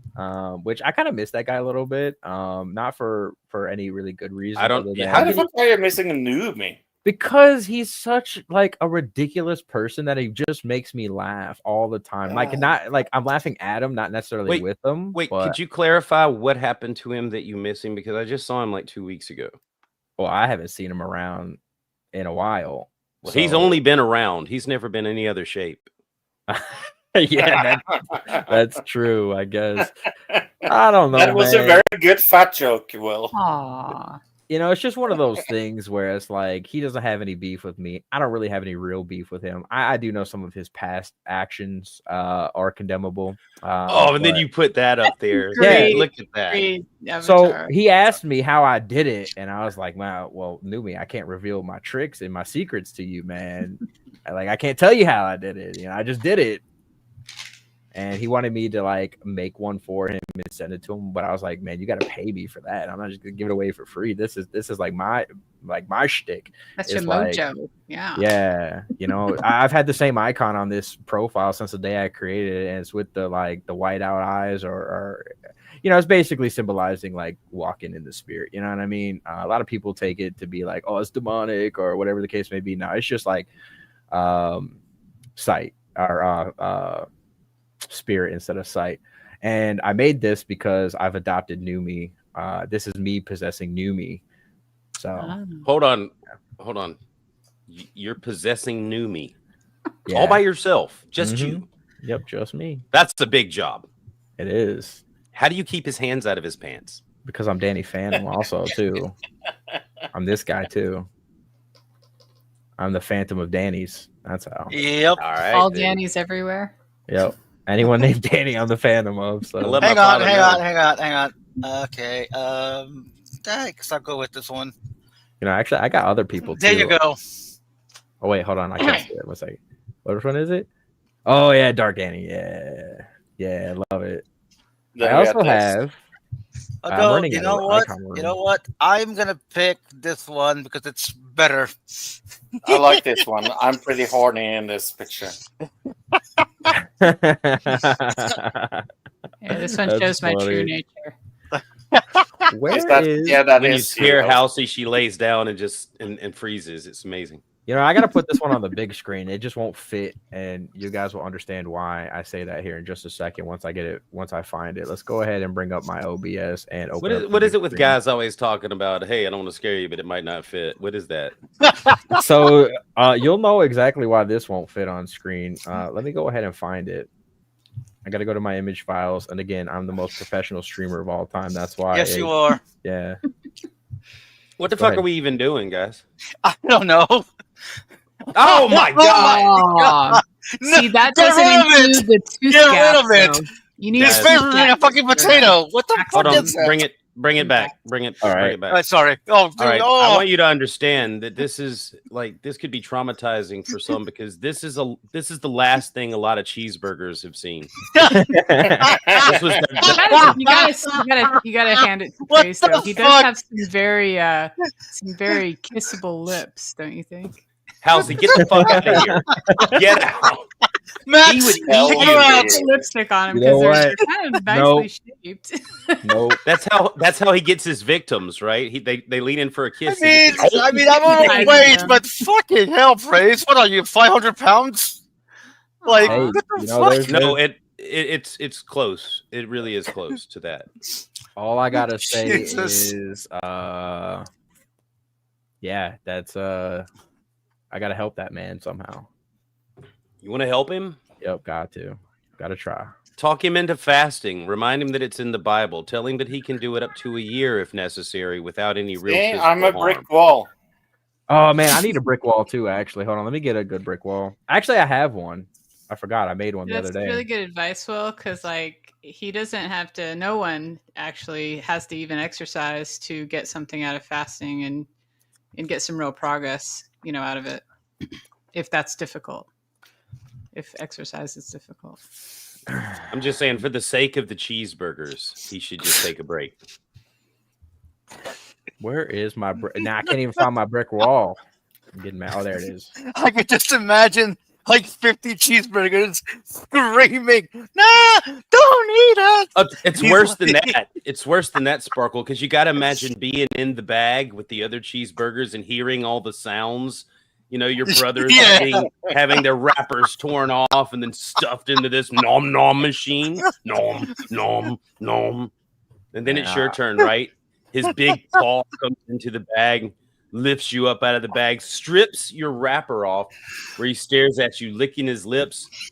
And for a second, you're like, Housey, you're like, wow, he has beautiful lips. But then he opens that big gaping maw and crams you into his masticating dentures and then swallows you down into whatever's going on in there. You've thought about this a lot, haven't you? That's Very yes. detailed fantasy Holy going here. I've listened to him eat on stream for years, and I've just had these weird thoughts about, like, you know, small villages What's it of, like to be that of French gummy fry? bears being wiped out. I did it last night on my stream, and like I re-listened to it, and I could hear myself chewing one time, and I was like, "Ew, come on, man!" Okay, Like, you know what? how I'm you so just glad you bring talk? it up because Dave does that all the Dave, fucking time I on his know. stream. Oh my So does God. Smokey. Dave The and bow Smokey will clinking. eat the whole. They will just be eating shit the whole time and just Oh, I talking to you. I never heard It'd be Smokey like eat, that. but Dave always eats. It'd be Like, like it's like When he was talking to Tog over the weekend, Smokey was having a snack while he was. Oh yeah, sort of I telling- think I heard that too. oh, I yeah. didn't see that. I didn't It was see a that one great. then. It was a great conversation. It was the first time that I can actually say I enjoyed hearing Smokey talk. Interesting. Yeah, and didn't that guy come back after a long time or something like that? That too. It's my Tog. Yeah, I don't know Tog- him. I just knew he's him through been that here. stream. Yeah, he's been here. He's just been. Sparkle can talk about Tog. I'm not going to talk about Tog. I do He's something about Tog. he's all over the fucking place. Fro and I went on his stream a couple of days ago, and he's like, "Well, I don't want you around." I'm like, "Okay, you don't want us around? Cool, whatever. Fuck off." I mean, Right, It's Fro? the same thing to us. What I was think the people really reason? got to stop doing that because, like, at the end of the day, like, even if you don't like somebody, maybe you want them to come back around for a chance to like win them over at some point. You know what I mean? Or like, I don't know. I think it. I Oh, think he people was write very people off too clear that he easily. didn't want us to be there. Wait, Max, you don't know Tog. I don't No, you're think. right. Yeah, I you don't. don't. I really Tog- don't. Tog has a hard time communicating or making Oh. sense or knowing what he's talking about or what he wants. So So like me. you're no Tog's No, like a see- wind-up toy that someone just turns loose in a big room full of furniture and it's just bumping into things and I falling thought- over and shit. Yeah. And I thought I had an issue communicating. Yeah. Jesus. Yeah, I catch myself going on rambles and like, that didn't even make sense to me. I'm hard to like, it's hard for me to believe it makes sense to anyone else. And I'll be like, well, if that makes sense, and then people are like, no, it actually made sense. I'm like, I'm glad you can make sense of the stuff that I say because sometimes I can't even make sense of it. Like again, I'll sit here and say this like till my dying breath, like realizing what it is, like it's the flow state or like the Holy Spirit is channeling through me or something. I'll just be spewing out some stuff, usually good things. I'll say that. When it's bad things, it's just me, right? But So Max. yeah. This is episode 2 of something. yeah, Is this exactly what you did in episode 1? no, No. kind so what- of, but I not feel like fully. I'm getting gypped. I really do because I could just talk shit about other people with any other Christian. All right. So what is special about your show and the light between us, and what is this meant to be? Yeah, so usually, and kind of, we're going a little off script today because I didn't do my Interviewed on his job. own stream. Yeah, I didn't even do my job and get the guests I was supposed to get. So that's on me. And because we didn't have a guest, we're kind of deviating from the script a little bit. Not that there's a script, but you know what I mean.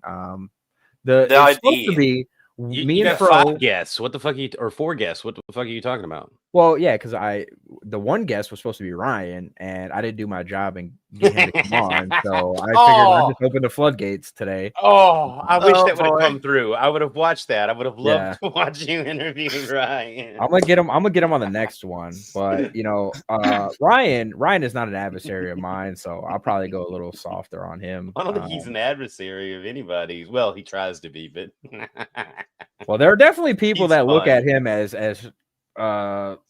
Judas, so I'll put it that way. So I don't know. I don't really know Yeah, all the what do you lore. think? Hey, since I haven't asked you about this, Will, what do you think about the whole spider situation? That's be more specific. Yeah, there's a lot of thoughts in that situation. Yeah, we started it. Yeah, are you asking me about Spider himself? Or are you asking me about No, him the being in- whole him getting to jail and things like that. I don't think it was his first time being to jail, and I don't No. think that whether anyone interfered or not, that he was going to be able to avoid jail for very long. Well, yeah. Someone having a hand in it, if it was for safety of the population or whatever, then that's noble. But if the intent, even if the action's the same, if the intent was just to fuck his life up, then that in my mind becomes a negative. Either way, he's safe. Even if he's in jail, he's safe. He's away from alcohol for a little while, or at least the good stuff. You know what I would say? He needed one of two things. He either needed jail or Jesus. One of the two. He's just having a timeout. He's like, go in the corner. Go in the corner, Spider. Bam. Either way, he's fine. Okay. Yep. He'll be stronger when he comes back out, just because that's what struggle does. Yeah, and he's still got contact with people in the community that he likes and that like him too, that are showing him love and positivity, from what I understand, even though that I may not like those individuals. You know, not everyone that he's talking to is just focusing on negatives. There's a lot of people trying to build up his spirits, which, you know, I will call out, because that's good. That's positive. I hope when he gets out, I get a chance to talk to the man myself, because I came onto the scene right after that happened. So Max, you just brought up a great question. Why is there such a divide in the body of Christ and how they see Spider right now? Why is it that some of them, like you, are wishing, you know, like you're seeking still for him to find the kingdom, when there's a whole other divide of Christians who want his ruination because he supposedly insulted people? A point of pride. A lot of people are too prideful. You know, a lot of people think that you know, they're better than him, and we're not better than him. Like, at any moment, EastMax could crash out, be thrown in jail for some crazy stuff I do online. It's only a matter of time. I mean, not to that extent, you know what I mean? Whoa. It's only a matter of time. Bad day. Yeah, man, you know, maybe you know, I got hit by somebody on the road and I come home, do a live stream, and I just like lash out. But point is, like, I'm a retired crash out. I get it. I used to crash out sometimes. I used to lash out at people like that. Not that I've ever had to be thrown away in jail for it or anything like that. It's just because I don't see myself any better than him. Just like I don't see myself any better than Will. I don't see myself better than Sparkle. I don't see myself better than Fro. But in some ways, there are things that I've overcome that make me better in ways, but I'm not a better human being, because we all can fall down at the end of the day. And for me, that's why I can look at the positive of the situation where other people can't, because they think they're actually better than him. So I think Fro got to see a little of that too, because, you know, Fro, you had your different periods of when you came out, and then, you know, like into the community, and then you had your big reveal, and then you had this redemption arc. I think we're still in it's like a redemption and sanctification arc that you're in right now in your story. You still with me, Fro? Yeah, I'm here.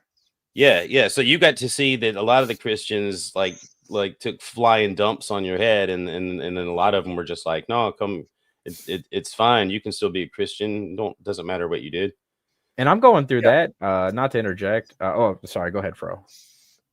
Yeah, no, I feel like, I mean, the whole lying thing is more or less behind me now. I feel like that whole stream I did on Wild Hearts was like the beginning of something better. And I've really worked with myself the last half year. So, right, but you've been embraced by eventually everyone, right? There's not any of the holdouts that used to, like, you know. Do you have any of them still hating on you? Oh yeah.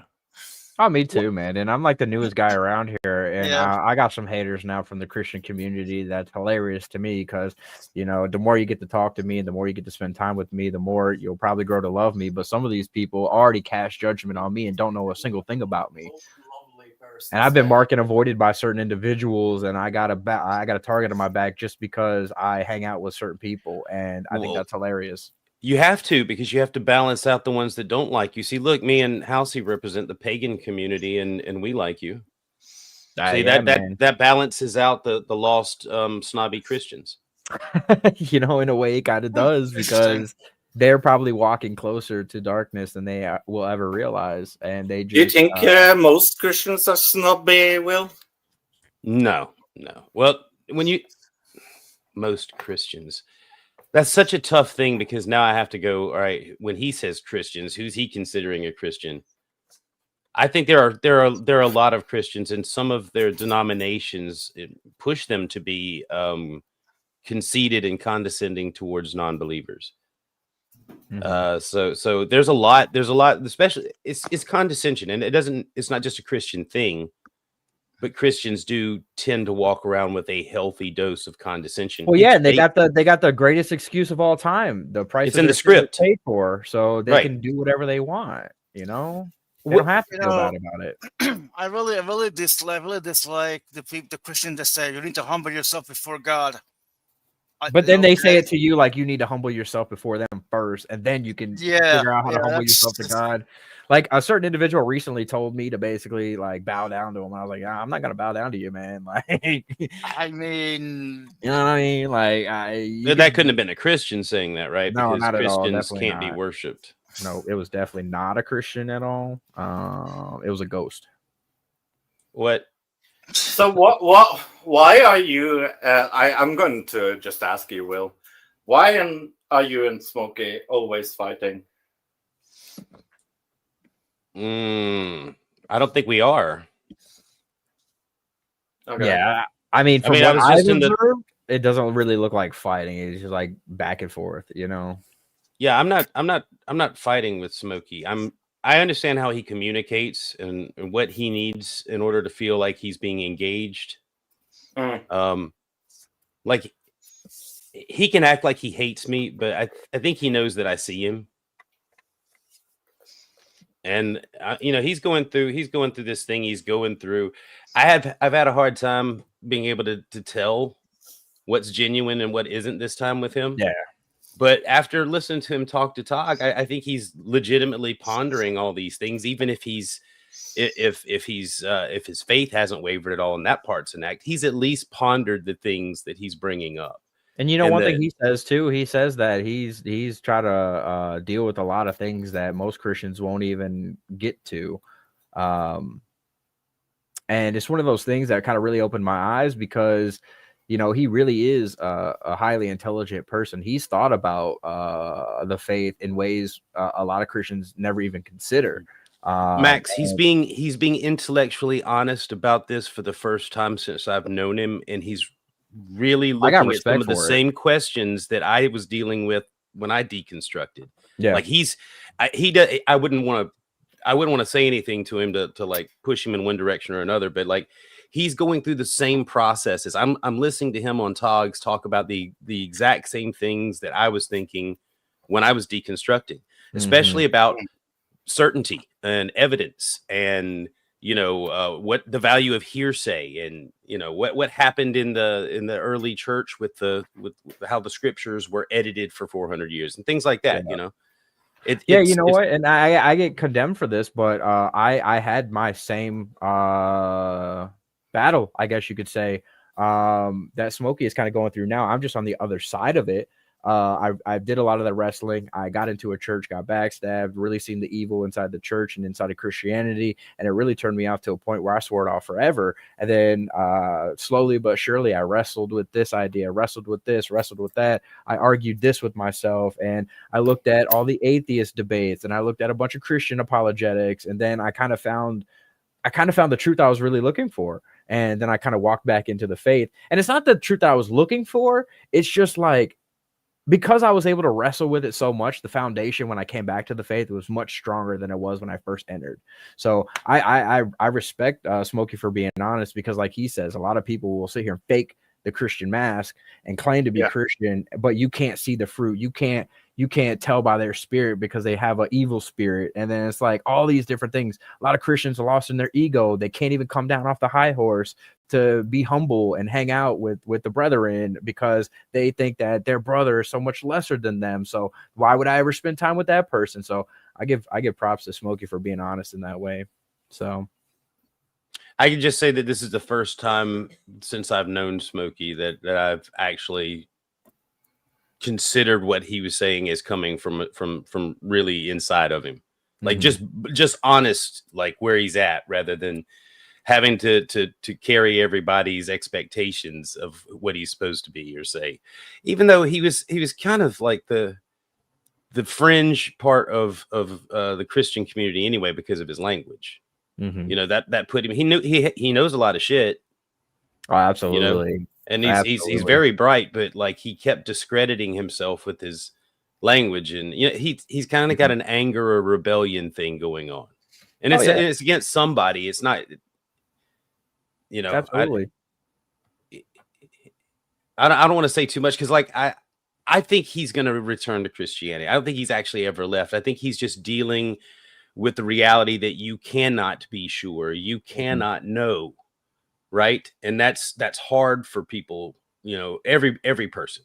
Yeah. When you really accept that it's entirely a faith-based position, it's hard to feel comfortable with that. Yeah. And that's why I don't feel comfortable in saying that I'm a Christian anymore, because I want proof, Will.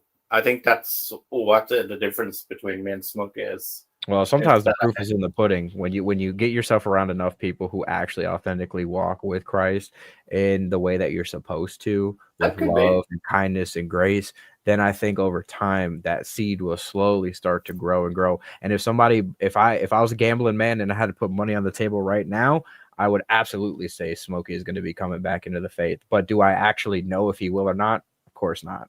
I'm not going to sit here and claim to know the heart of somebody like other people do around here. But if I had some money and somebody was like, you got to put it on the line, yes or no, I would say, yeah, he would. I think he just has. What's the timetable with that? There is no timetable, right? It could take a year, it could take 5, it could take up to his dying breath. The same thing I say with you, Sparkle. I believe you're going to walk into the faith one of these days, and I don't know when that is. And as I mentioned before, personally, it would take brain damage for me to believe. No offense to. I'm gonna knock on wood. Hold on wood right now, so that doesn't happen, because I feel like you keep speaking into existence. It'll probably happen, so I knock on some wood there. Okay, so Max, what are your best selling points for Christianity or my faith? Like, well, what sold you on the? Because something made you decide that's that easy. It's true. Yeah. A lot of personal life experiences and having my child. A lot of near-death experiences too, like 3 or 4 near-death experiences. The fact that I almost kind of checked myself out of this world, felt an overwhelming presence telling me and reminding me that it's not over. I still got a lot of stuff to do here.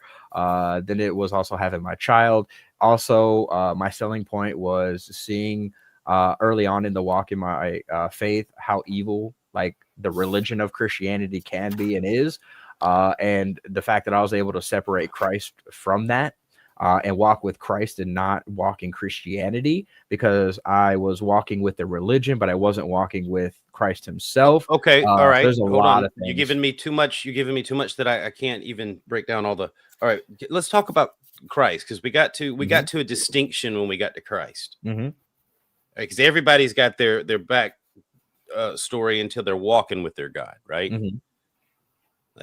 So you feel like you know Christ personally. At a much deeper level than I ever have. Do I fully know? No, absolutely not. I didn't imply you fully know him, but you would say you've had communication back and forth with the Jesus. I mean, yes, but Jesus. So I love how you put that. It could also just been survival, right? Like maybe I was just too much of a I don't really want to say the word, but like a bitch, and couldn't check myself out like I thought I was going to, right? But no, I there's no doubt in my mind though that it was divine intervention is the reason why I'm here today. Look. I didn't take away from that. I have no problem with that. I'm talking about the personal relationship Mhm. with Jesus. Like Yeah.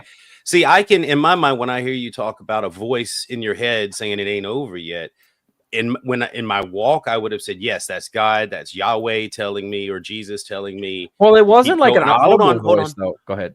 But where I'm at now, I can't just assign that to an identity. I can say Mhm. that I heard in my lowest moments guidance, Mhm. but it never introduced itself. It never said I'm Jesus, the one you're looking for.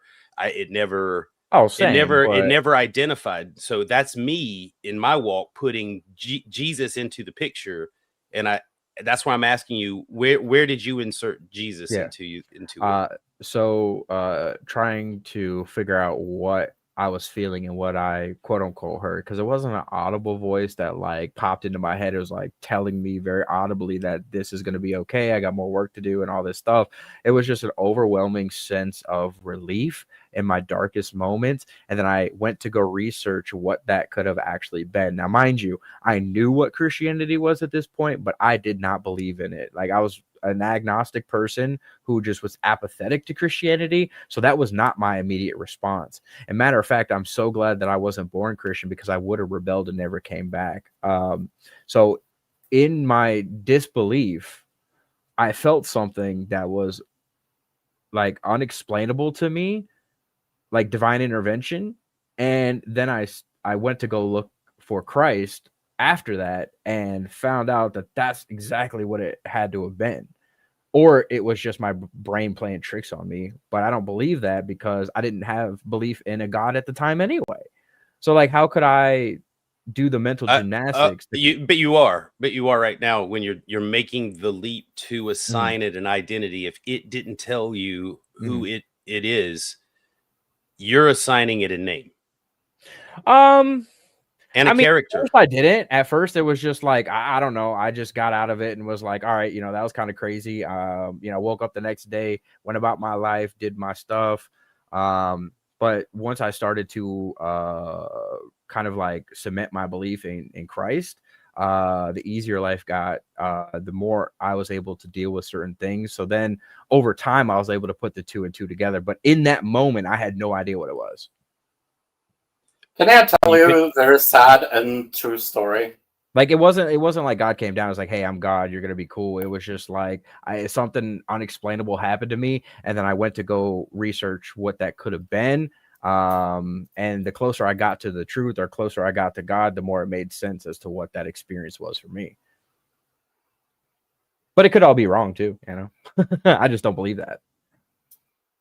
Can I tell you a sad but true story? Sure. I think maybe I've told this one before, but I don't think you have heard it, EastMax, at least. I think maybe Will has heard it. I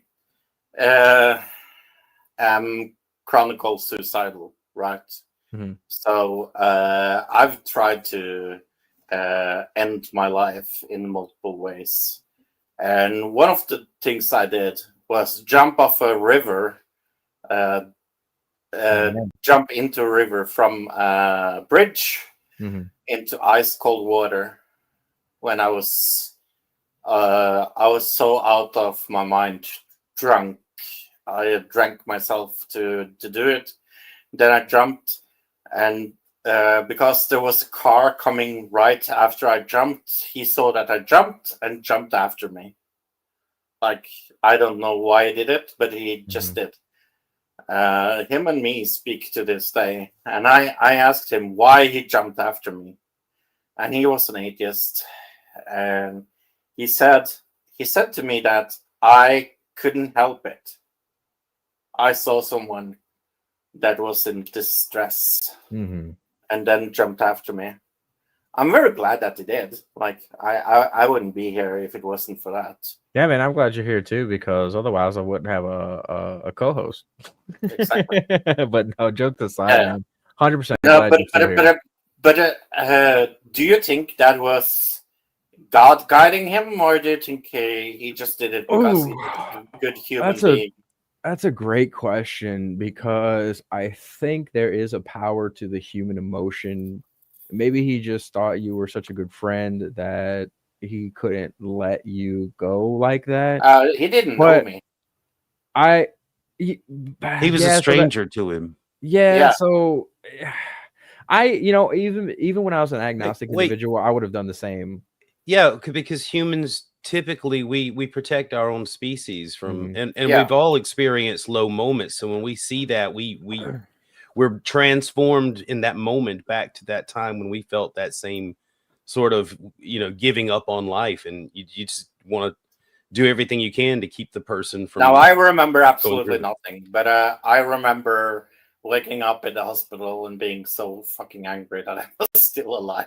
Now, I will argue this though, whether or not it was God working with him. I'm gonna go ahead and say that it was because I don't think somebody who had an evil, hateful spirit would have gave two shits about it.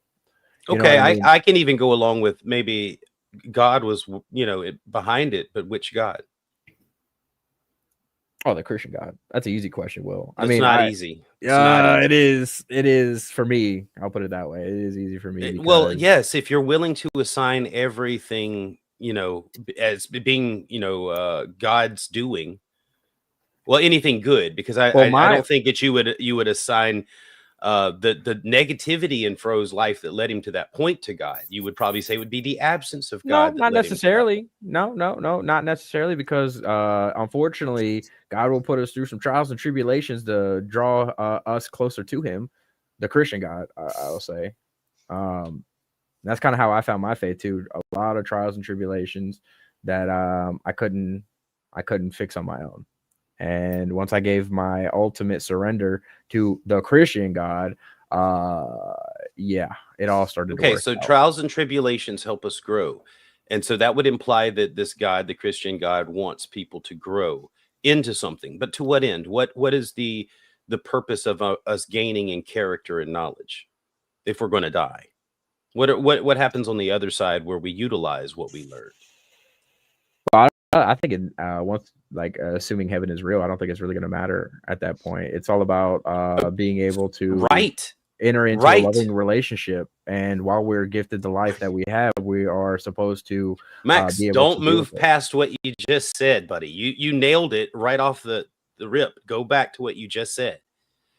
Well, yeah, I Wouldn't mean, it wouldn't matter, because when you go to heaven, you were given a right heart and a new spirit and a new yeah, new body. body, yeah. There's nothing residual of what you were. So why wouldn't that be done for all the sinners, the non-believers, the serial killers? If you're just going to restore souls and bodies into the right state, why not do that for all?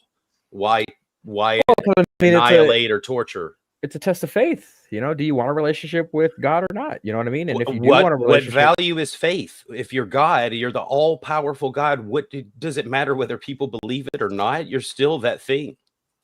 oh yeah, I mean, well, look, and I'll sit here and be the first to admit these are lofty concepts that I don't fully have the answers to. But what I will say though is that if you are able to convince yourself enough to have a relationship with God, that you'll be rewarded for that once you enter into the kingdom of heaven and you finalize that relationship with God at that point. Convince yourself enough. Why, if Mhm. he's real, then why do I have to do any of the convincing? Wouldn't Because it be his burden? no, because Why then not? because then that'll be forced. That'll be a forced relationship. If we have no No, ability to reject it, then that's a forced no, relationship. you can't have a relationship with someone you don't know. And if he's not willing, if he's playing hide and seek, we can't have a talk. Well, then how do you explain pen pals? You know, you could have a relationship with They're somebody you never talking. meet them. They're talking. They're communicating back and forth. It's not one person writing and the other person just looking at the letters and throwing them in the trash. Yeah. Your pen pal communicates back, and I'm saying, where is the Oh, God, back and God forth? talks. To who? God talks through people, through scripture, through life experiences, through a lot of different ways. You just don't have the sight. I don't have the sight. Now, why And I'm don't I not have the saying you sight? specifically. No, it's Will fine. Freeman. It's fine. I'll take it. Why don't I have the sight? Well, because you never got it corrected. Never. I never got LASIK. Basically, yeah. How? Okay, so it's a spiritual concept you're talking about, a spiritual surgery upon my spiritual vision. Like if you're holding on to your But ego and you think that God needs you, but you don't need God, then like you're never going to be able to see it. I don't know that God. I wouldn't say that God needs anything if He's God. That's why I think whether I believe or not should have. There's no currency for God in our belief. Now again, you can't spend my belief at the gas station. Now, I am just talking to you, but I'm not like directed. When I say you, I don't really mean Will Freeman. You know what I mean? I don't want to come off like I'm attacking you or anything like that because that's not what I'm. Look, you need content for this episode. I'm giving it to you. Go man, it's great. It's fine. It's great.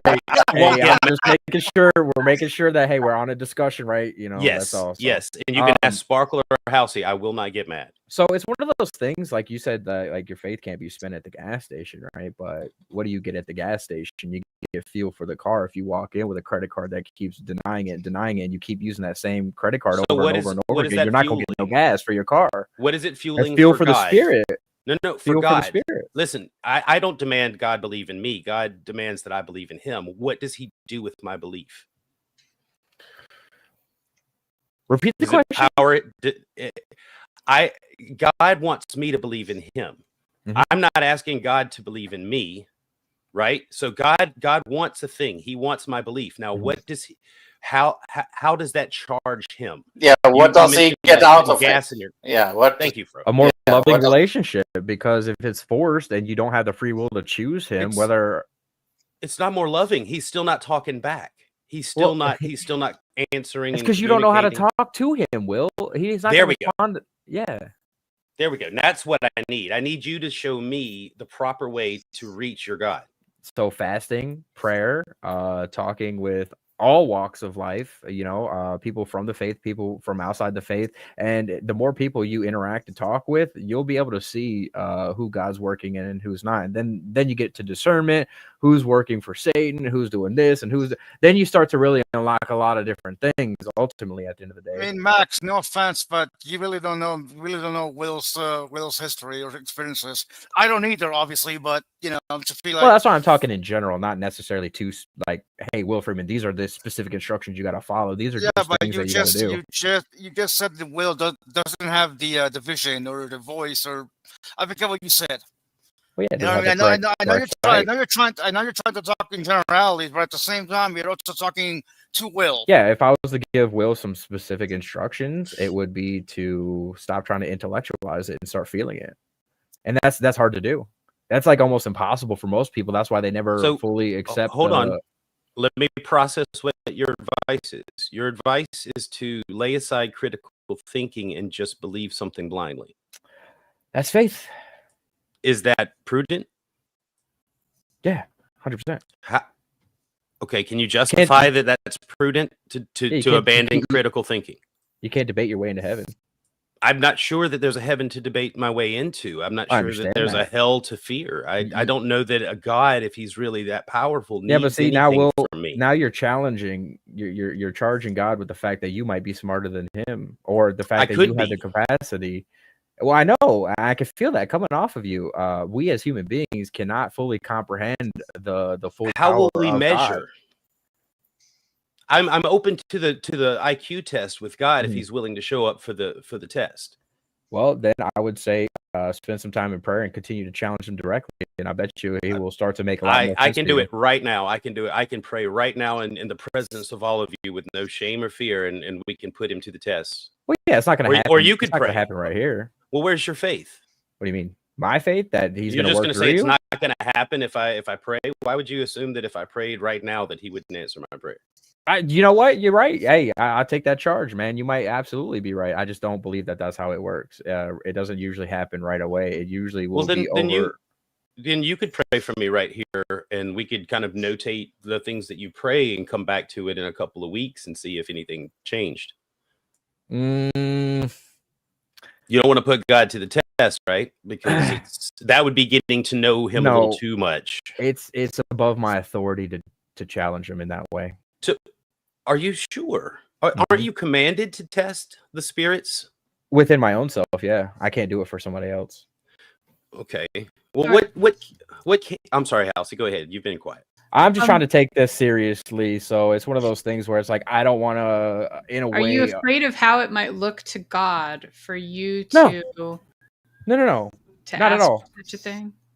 No, it's just I am not God. I am not Jesus, and I do not believe that if I say one prayer for Will over a live stream, that within like 5 minutes or a week that he's gonna Why go would back. the setting matter?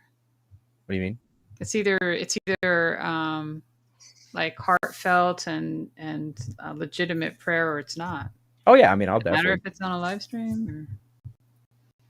I mean, well, yeah, because we frame this as content, and I don't want to turn God into just like content. You know what I mean? I mean, no offense, Max, but you turn him into content every time you speak about him. No. In every live stream you go into. I mean, content to build, not content to try to deconstruct. Well, that all depends on God's Like I feel like I'm answer. getting baited into something that I don't feel comfortable doing. No, we don't have to do it, but just understand that the pressure wouldn't be on you. The pressure would be on God to deliver, and I think you don't want to put that burden on God. No, it's not that I don't want to put the burden on God. It's I'll have to answer for it because I don't feel like it would be based in sincerity, because I am not in the mindset to say a prayer right now on this live stream to challenge God, because that is above my pay grade. Well, I wasn't necessarily going to challenge him. I was going to invite him to communicate. I just think that has to be on a personal level, though. That's my point. Like I can't do it for you. Like if you want to, go ahead, be my guest, and I'll bow my head. No, this is an uncomfortable and awkward place. So if I could just pull you back to epistemology or whatever for a moment, do you believe that your God is the original source of all things, the original mind, the original eternal energy? Yeah. Would you say that he precedes everything except for existence itself? Well, then we get into, well, where did God come from? Did he create himself? I don't know. Well, no, it doesn't mean that he's separate from existence. He may be existence itself. But one thing you have to have for him to be there is a state of existence. He can't. If there is nothing, then not even God is there. So if God exists, then listen. If God is real and exists, and he's eternal, it means existence has always been a state of things. That's been the state of affairs. There was never a time when there was nothing. There's always at least been God, right? And existence that we may know as human beings. Okay.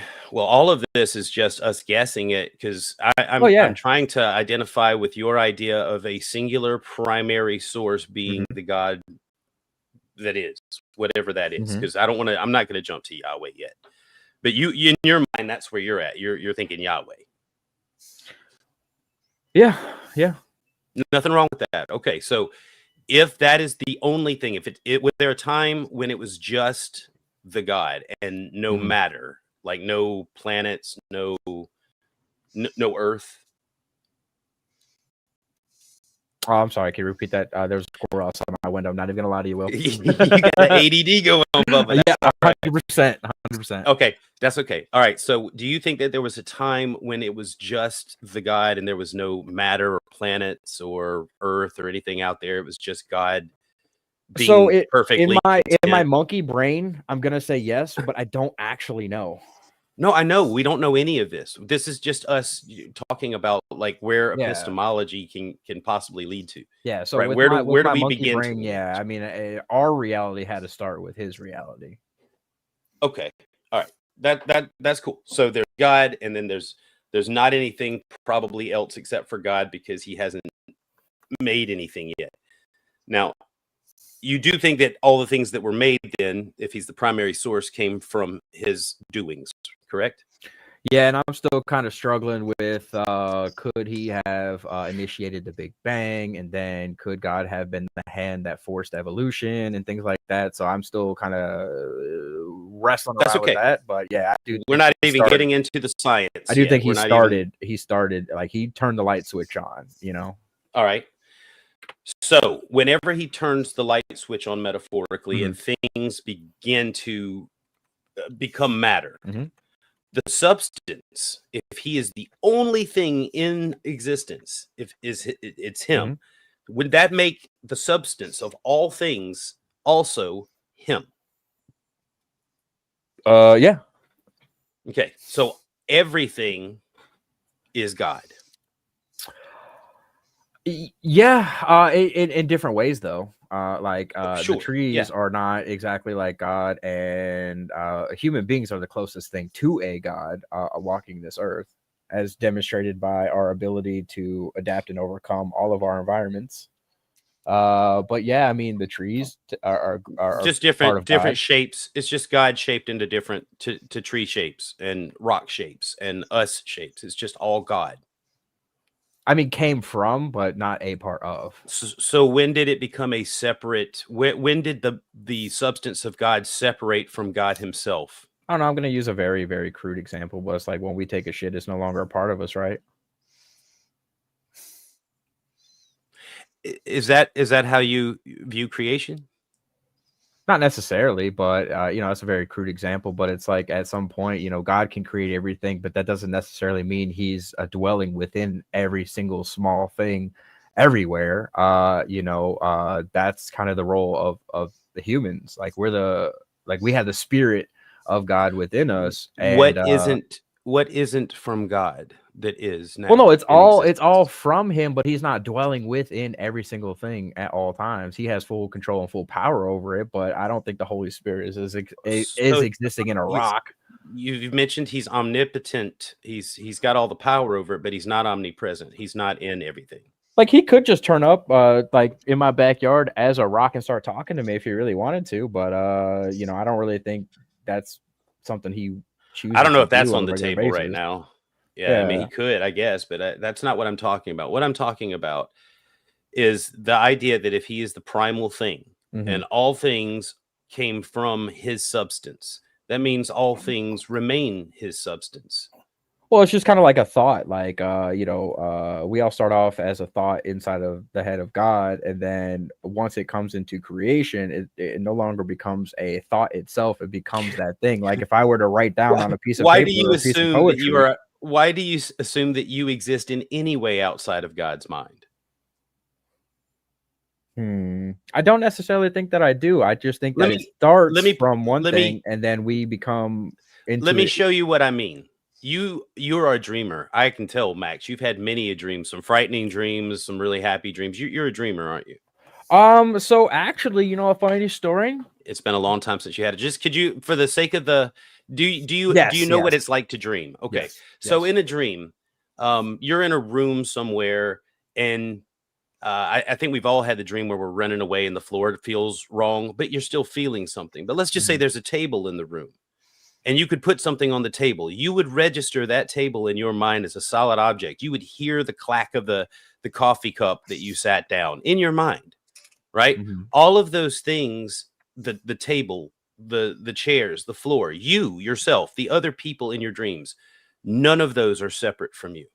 None of them exist externally from your mind, but it feels real. You yourself, as an avatar in your mhm, own dream, feel real. But mhm, that's not you in your dream, and that's not them, and that's not a table. That's all your mind creating the mhm. sensations of reality. So, what makes you think that you are not just existing in that same way inside of God's mind? I mean, it's possible.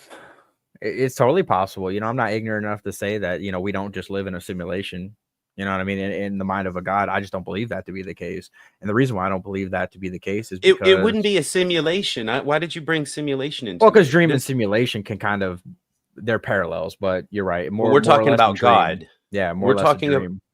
he spoke reality into existence based on the Bible.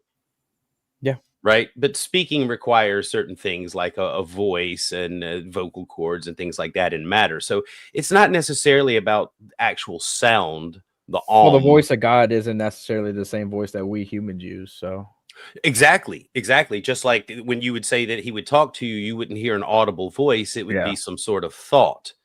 Yeah. It's like a Thought. different language. As if God and everything that God does and every Well, it was a feeling, look, not I a don't want to go thought. too far. I don't want to go too No, far. I feel you, man. Look, and these, I don't claim to be the smartest guy on the topic of theology to begin with. I just know what I've personally experienced and how that's translated into my life now. And I'm able to look back on different things that happened with the mind frame of there being a God and it making more sense than it ever did in my life before. So my testimony is from a very personal, deep life experiences that I cannot fully articulate and translate at this moment in my life to where it's makes sense to everyone else. And that's kind of the point that I'm trying to make. Like, God himself, he doesn't speak the same way to everyone. He doesn't use the same language that we humans use.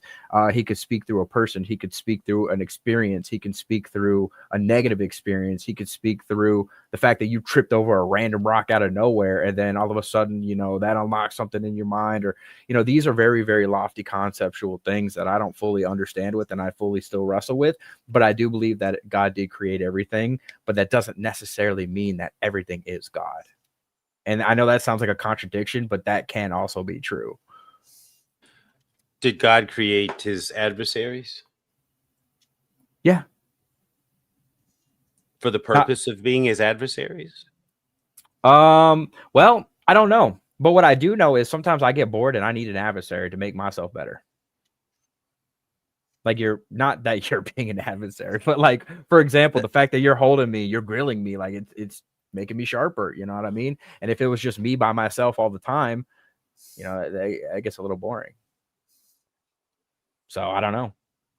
But what I do know is right, but I'm not your adversary. No, for conversational purposes, you know, you are pushing back, and you know, I'm having to answer. So not in the true definition of an adversary, but you're grilling me, and I appreciate that. And that could be the exact relationship between I don't want to call him the devil. Yeah, because that's all.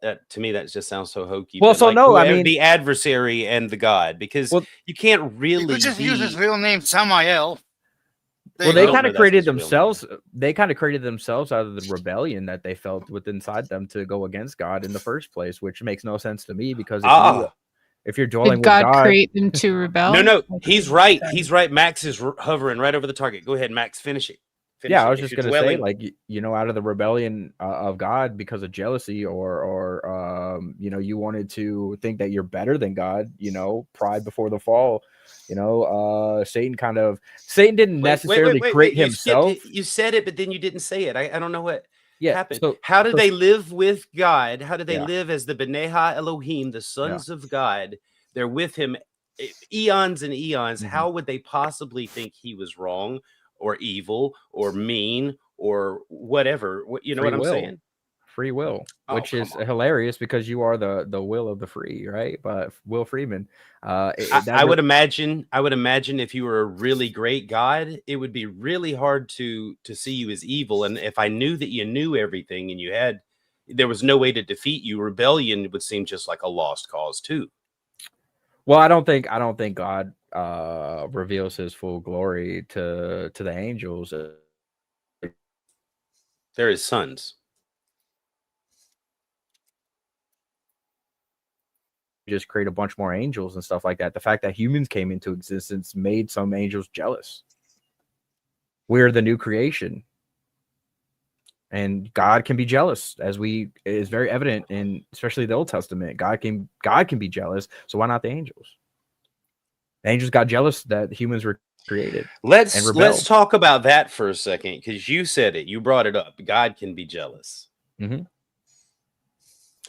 Now that doesn't make sense for an omni God. I mean, yes and no.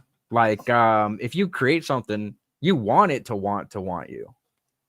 But if you give something free will, it has the free power to choose. Wait. No. You're going a different direction than what I'm saying. What I'm saying is, as an omni God and being omniscient means you know everything from the beginning to the end. You knew it for all times exactly how things were going to happen. Well, no, I'll stop you there. You know all possibilities. You don't necessarily know exactly what possibilities are going to be choosing. You're gonna be able, and again, this is the mind of God. This is not the mind of man. You can create a program and know all the possible scenarios that could play out. Mm-hmm. But when you insert free will, then you insert an unknown. That logically follows, but that puts you in the category of an open theist. I guess so, but I also believe that God, being all powerful, knows all the possibilities and knows all the choices and all the things that can exist, and knows what will exist and what won't exist, and He will know what path we can choose. But because free will is inserted into the element, it's up to us to choose which path we walk down, and He's going to know what. Yeah, that's open. That's open theism, and that's okay. It's still a form of Christianity. It's more logically consistent with the Bible than the omni God. That doesn't Yeah, fit I'm at a all. baby, so you know. So what I'm a you're baby. describing is open theism, and it's far more logical than I guess your standard forms of Christianity Well, and that that's put the why I omni came. God. That's where I came from when I first entered into Christianity, was a form of pure logic, and that's why I didn't have a very strong foundation, because to a degree, some of these things just don't make sense. Period. No matter how hard we try to rationalize and use logic to make sense of God, because sometimes God can be illogical based on our human standards. Well, as an open theist, you avoid so many of the other contradictions. See, I was going to nail you. I was going to point out that if he's all knowing, then he can't get jealous. He can't have any of those things because he's always known. He's not surprised. He's not having an emotional response to anything. But when you Well, take I away the believe in the omniscience, hold on. When you Yeah. take away the omniscience, now you leave the opportunity for those parts of the Bible to be true, where God is having an experience. He's gaining information. He's learning about his creation and doing things to guide his creation in the direction he wants it to go. That follows along with the Bible a lot more accurately than just saying he knows everything and he's just doing stuff for no reason. He's angry, but he knows everything. Well, then if you can't be angry if you already knew it was going to be exactly like that, Well, not perfect necessarily. knowledge. No, you Well, can't. yeah, I see what you're saying with like perfect knowledge, though. You Yeah. don't write the script and then read it later and get mad at the characters that you wrote about. That doesn't follow at all. So that makes the Bible look silly. But then when open theists take it like that, it takes a lot of the sting out of my normal objections, the things that I would throw at you. I can't throw at someone who's being honest about the Bible. Like, I mean, if you read the stories, God is learning. God is taking on information, and then he's dealing out prescriptions for making things go a different way. Yeah, and Sodom you and know what? Gomorrah, Tower of Babel. And that's something that I argue too a lot when we get into, like, why would he have to reset if he already knew what was going to happen? Why even start to begin with, right? Let me zoom in on that. If you'll notice, the way he responds in the early parts are more childish than he does in the latter parts. It's almost like he's growing in maturity and recognizing that his creation, you can't just be perfect and do the things that he wants it to do. Right? Like he's learning and he's treating them differently after the flood, and then he's treating them differently after the Jesus thing. Yeah, and I mean, it's because like the free will is ultimately the centerpiece, because that just automatically has to allow for the quote unquote unknown. But where I depart from that, though, is God, even giving us free will, knows all the actions we ultimately can choose and will choose.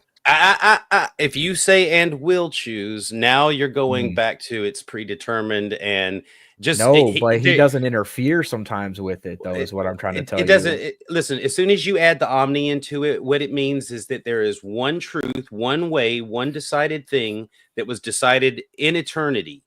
And it turns God into a computer program running a program out to its completion, because he cannot learn, he cannot change. There's not a different choice to make. It will be, because it's already determined. The idea that there's other options for that God, it's ludicrous. Yeah, and I mean, So this is something that I still do wrestle with, and that's why I'm kind of tiptoeing around cementing my belief on that, because when that's what we're doing right now. When you look at the Bible itself, you kind of do have to put it all into perspective. Like, how did it start off so crazy and chaotic with creating Adam and Eve, and then giving them the opportunity to eat from the fruit? Well, why would you do that if you know that they're going to do it?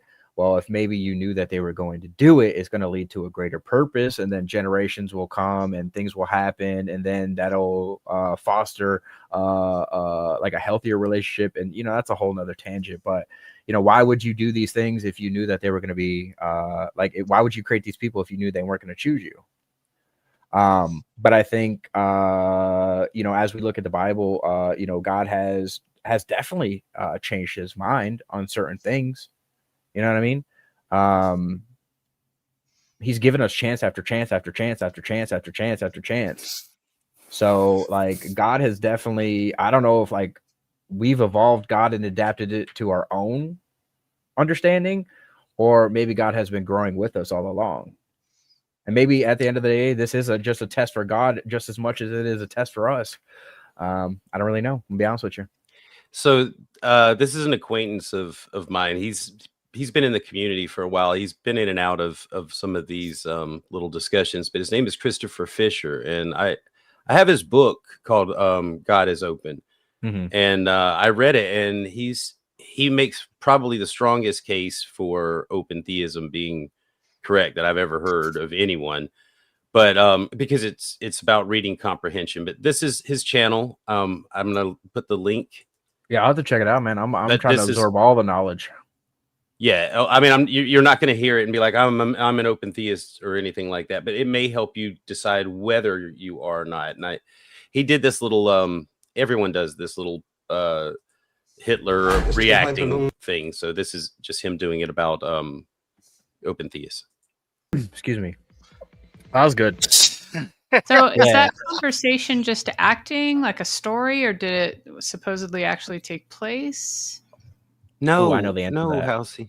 Okay, oh, just God. curious. So that was from a movie, and that's been a format used for like Yeah, it's called the Untergang, and it's about Hitler's last days. Yeah, they're really not talking about the text on the screen. They are talking about the invasion of Poland, I think. Oh, I had no idea. Okay. Yeah. See, we're all learning something, not just me, right? I can't be the only one learning. People No, but just now I want to know. on the Now I want to screen. know why you thought Hitler might be having a discussion about. That's what I was wondering about. I'm like, how do we know this happened? What's the actual text of this story? Oh, that's adorable. I've never seen that before. So the Untergang is amazing. I haven't actually watched the movie. I'm gonna be like honest here with you guys. I just mostly know it from the meme format, but I've also seen the original clip though, so that's how I know. Okay, but what did you think about the text? The text. Yeah, what so it was talking about. I'm not gonna sit here and claim to have some sort of weird spirit of truth that gives me all the answers all the time. I don't know. That's why I've kind of wandered my way into these YouTube spaces, is to see where I really actually stand. No, it's easy. Listen, Max, can God take on new information? Can God grow? Yeah, I don't know. I like to think that he can and is and will, but I don't actually really know. I mean, that's honest. That's honest. Now, if you're going to really examine what you do know and don't know, or can and can't know, that's when you really start peeling back the layers to what really the bare bones of things. And it doesn't help to cloud the questions with lots of man-made ideas. There's just a lot of times we're just coming up with things based on ideas that other people have come up with. We don't have a way to go back and check it. It's good to have a paradigm of like a framework to think about a possibility. Like I maintain a Christian framework in my mind so that I can run that filter when I hear an idea to go, all right, what would the Christian version of me have thought about this? And run it through that paradigm. You can do that with lots of different ideas, because it's the only way is comparing these paradigms to reality to find out which one is closer to the truth. Yeah, it's been about 8 years since I ever took anything religious seriously at all. And I just remember back when I kind of didn't take it seriously at all because I wasn't born in a Christian household. I didn't have like too many Christian friends or anything like that. The walk towards Christianity was a journey of my own. So I didn't really have any teachers, any guides, anyone to explain these things to me until I kind of got into a non-denominational church, which didn't really help because like they didn't really have a strong position to stand on either. So, of course, I didn't really know where I stand too. So that's kind of how I got into this YouTube space. And that's why I take all this information from like Frank, from KJV, Free Grace, Gnosticism, agnostics, atheists, and I'm trying to get closer to the truth. And the more that I've done that, I have found my strength growing stronger. But I still don't know where I stand on all of these lofty questions. And I am so grateful that you did come in here, Will, because you gave me some food to think about. Like there are some very serious points that you make that I don't have the answer to, that I would like to at least try to find the answer to. Will I know the answer infallibly? Probably never. How will you track down these mysteries, my friend? Because I've been on the journey myself. So point me in the right direction. How will you go? So, right now I've committed the next, probably the rest of my life to really studying the Bible, and see how that stacks up with the things that I believe, because I do find a lot of things that I've agreed with and things that I disagree with. And me and Fro were even just talking about it, the slavery issue and a lot of different things. But I am kind of like at the point of no return anymore. Like I am never going to go back and be agnostic or atheist.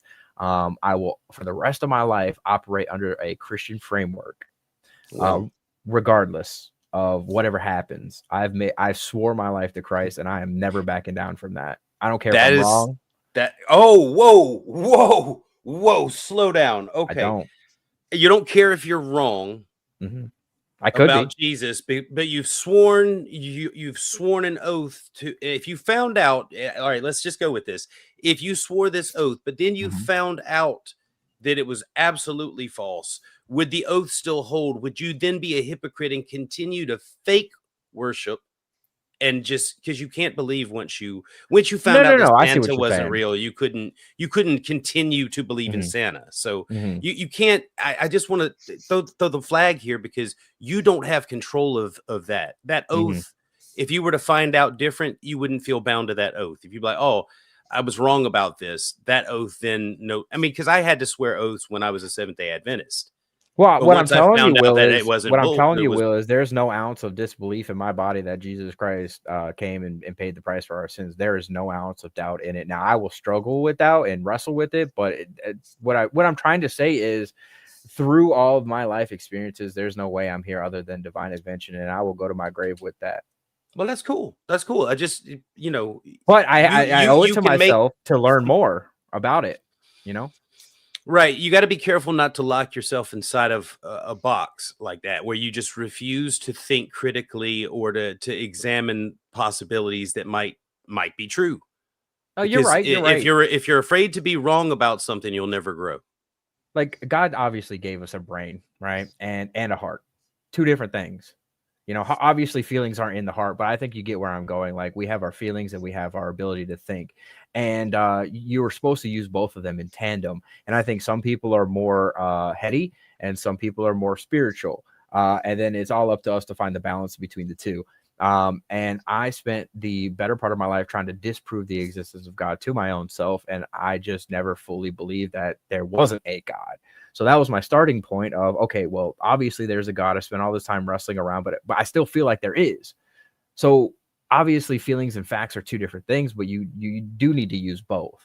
And I'm a neurodivergent individual. Obviously, like, I suffer from ADHD. I ping pong, and I receive information differently. And I think that also means that God communicates differently. So the way God communicates with me, I can't necessarily say it's going to make sense to someone else, even if I describe all of my personal experiences, all of my personal revelations, all of my teachings, and all of my learnings to someone who just receives information on a much different way than I do. And I think God operates on a individual basis and talks to us in individual ways that help us unlock things that we can't understand with our mind, but he doesn't excuse us from not using our brains. The things you're saying don't lend themselves to any external examination. This is all based on how you particularly you subjectively feel about this, and there's no way for you to put that on a table and look at it and show it to anyone else. Like, this is all just your internal processing. Oh yeah, no, there's no doubt about that. That's why I'm trying to not intellectualize. I'm trying to study up on the scripture to be able to pull from that.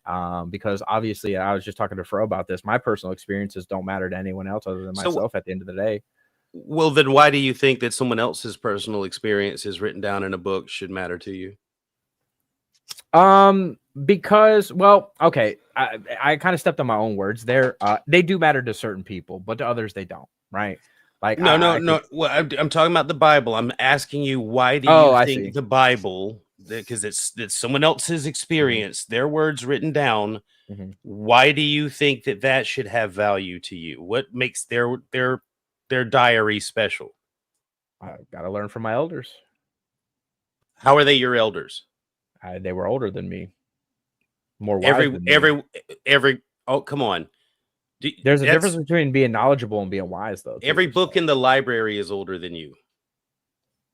Well, yeah, right. I mean, so these are all your elders. Now read every book and believe everything they all say. No, what I'm saying is, where someone told you that the Bible was true. No, and then you read the Bible and you believe that it's true. But someone, I guess people did tell me. Did you read? I'm not reading it. Did you read the Quran? No. The Bhagavad Gita's. Did you read the Vedas? Any of the? Nope. Okay, so you were told that this was the right book. There's all these other things, but you have immediately. It is the right book, but yeah. Okay, how do you know? I mean, that's something I can't articulate. You have to if you're going to make the claim. You can't just say it's the right book because I said so. I mean, now, I don't have that to. wouldn't sound. I don't have to. So it's the right book because Max says so. No, it's just because that's book, what you're saying. Okay, so it's the right book because Max says so. No, it just is the right book, not because I said so. All right, we'll fill it out a little bit. You've made the claim, and then you've said it just is. Now explain why it is. How do you know that? Well, I think it's time for us to think of. I do want to think of a cool answer to that. Am I being too aggressive? No. I just have limited StreamYard time because I'm operating under like the free monthly stuff. So all right, I do want to try to answer that question. So it's because everything in my body screams that it's the truth, to be quite honest with you. No one ever came by and said, hey, this is I guess some people have said, oh, this is the truth of God, this is the word of God, stuff like that. No, I opened it because I wanted to. And the more I read, the more it meshes with my soul and my understanding and my belief system. So is it right because EastMax said so? No, it just is right. But also, Jewish people would argue the same thing with the Torah and stuff like that too. So I don't really know why it feels like the truth to me and the other texts don't feel like the truth to me. Now they share parallels. There are different things in different texts that mesh, and then there's divergence. Like Jesus Christ, he is the divergence. Why is Christianity one of the most hated religions? Like, there's truth to that. There's a reason why everyone hates Jesus. There's a reason why he was persecuted, yet he committed no sins. He didn't break the laws, but he was hung up on the cross with the thieves. Why? You know what I mean? So these are things that all make it seem true to me. It is the only text that has a savior that came back. Buddha never came back. That's not true, by the way. Well, I mean, yeah, there's some where people will claim that like Buddha's reincarnated, but reincarnation is different than resurrection. No, I'm talking about there's lots of other, like Julius Caesar there was witnesses to his resurrection. And how many people gave it up? What do you mean gave it up? How many people denied it? Oh, most people, but like after it was safe to do so, right? Once all the fervor had settled. That's the point. But the witnesses to Jesus' resurrection died for their belief because they witnessed it and they wouldn't give it up. Why wouldn't they? Why wouldn't they just walk away from it? Okay, the witnesses. You're referencing the idea that they were martyred. Yeah, but they were given the opportunity to walk free. They just denied what they saw. Let me guess. You think that Peter was crucified upside down? I don't know the answer to that. Really? Let's be honest, Joseph Smith also died for his beliefs. So that's fair. No, I know. But when given the opportunity to like in that instance, like you were comparing Julius Caesar, well, then I brought the comparison to Jesus. Well, if what they saw was not true and they were given the No. opportunity to be free, what would it have mattered? Listen, they didn't have to repent of saying they saw Julius Caesar rise, okay? They didn't that was totally They just did it when it was acceptable. safe. No, they did it well because afterwards you understand there was maybe you're not familiar with what happened with Julius Caesar. He was I know murdered he's by brutally, betrayed by and the all that, Senate, Yeah. which means there was a lot of, you don't want to run around parading and saying all this stuff, but yes, and it was written, and you can find historians that have written about it, that there were people that said they witnessed that, and there's been others. Okay, there's lots of claims to people rising from the dead and being gods and ascending to heaven. All And right, there's but you only one don't know true. that if you they're just as supported as what you're saying about Jesus. Yep, there's only one true God. You don't know that either. I do know that. Okay, how do you know? Can't explain it. Okay, who's the God of this world? What do you mean? Paul talks about the God of this world. I don't know. Oh, I'm just gonna tell you there is one God and Is- Jesus is real, and I don't have the defense for it yet, but it's true. okay, so it's true because Max says so. Max No. feels it's true, so it's true. You'll find out one day. Will I? 100%. And you know this because Well, I mean, the Bible will tell you that too, but beyond that, Oh. I just know it to be true, man. I can't will the explain Bible it. tell me that? Will the Bible tell me that? Oh, I mean, we all will hear the trumpet and Revelations, and on our, we'll die and have to face. Well, that's only if you know, Jesus was the Messiah. Well, no, I mean, if there's a God, he's going to judge. Why do you one way think or another. Jesus was the Messiah? Well, it was prophesied to begin with. What was prophesied?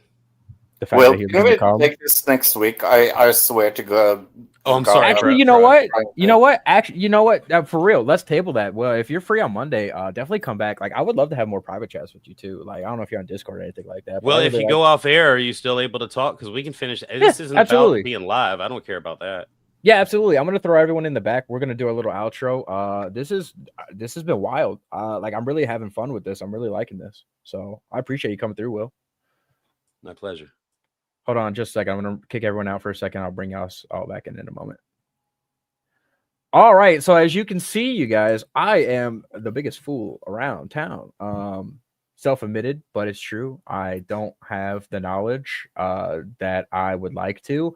I have a lot of feelings about this stuff being true. I got a feeling. Ooh. It's a feeling that I can't explain, and I've said this before, and I'll say it again. Miracles have happened in my life that I just cannot put into words. So what I'm trying to do is find the words by studying the scripture and also taking a look deeper into other books as well. I think once I am able to complete the Bible, that will always be the core book that I use. But I think then I will try to check out like the Torah and check out the Quran. Not necessarily to like persuade myself one way or another, but I do kind of want to fully understand God. And that is a lifelong challenge that I've committed myself to. Now, again, as an individual, I have claimed the banner of Christianity, and I will never let it go. Even, if I'm proven wrong, I'm just going to have to die on that hill, sadly. And if I'm wrong, then I'll go to hell, or I won't go anywhere at all. And I'm perfectly okay with that. I proclaim Jesus Christ as my Lord and Savior because he has done miracles in my life. He did come to pay the price for our sins when we didn't deserve it. And yeah, I'm going to die on that hill. I don't think I'll ever be persuaded one way or another. I don't care who I talk to, what I talk to. That is going to be the banner I proclaim for the rest of my life. Now it's up to me to be able to learn more about it, right? And I'm glad that you all get to come along for the ride while EastMax tries to find his denomination, if you will. But thanks for stopping by, you guys. If anyone else wants to hop backstage and continue to chat with us, you're more than welcome to do so. We're going to go ahead and end it here. Went a little bit longer than I thought it was going to today. But I'm always open for a good discussion, a good conversation. Will has been very kind and polite, like everyone else here as well. Halsey, thanks for stopping by. Sparkle, thanks for stopping by as well. And Remember we'll catch you guys on to the next one. subscribe and like the podcast. Ooh, I can already feel the condemnation coming off of this one, man. I think the comment sections are gonna go wild after this. You know, a lot of clips to be made as well. So yeah. Really, really glad everyone came out today. Don't forget to, like Fro said, like, comment, subscribe. This And has we'll been see you next week. Yep, it's been The Light Between Us every Monday here on the EastMax channel. Thanks for coming, guys. God bless. Love you.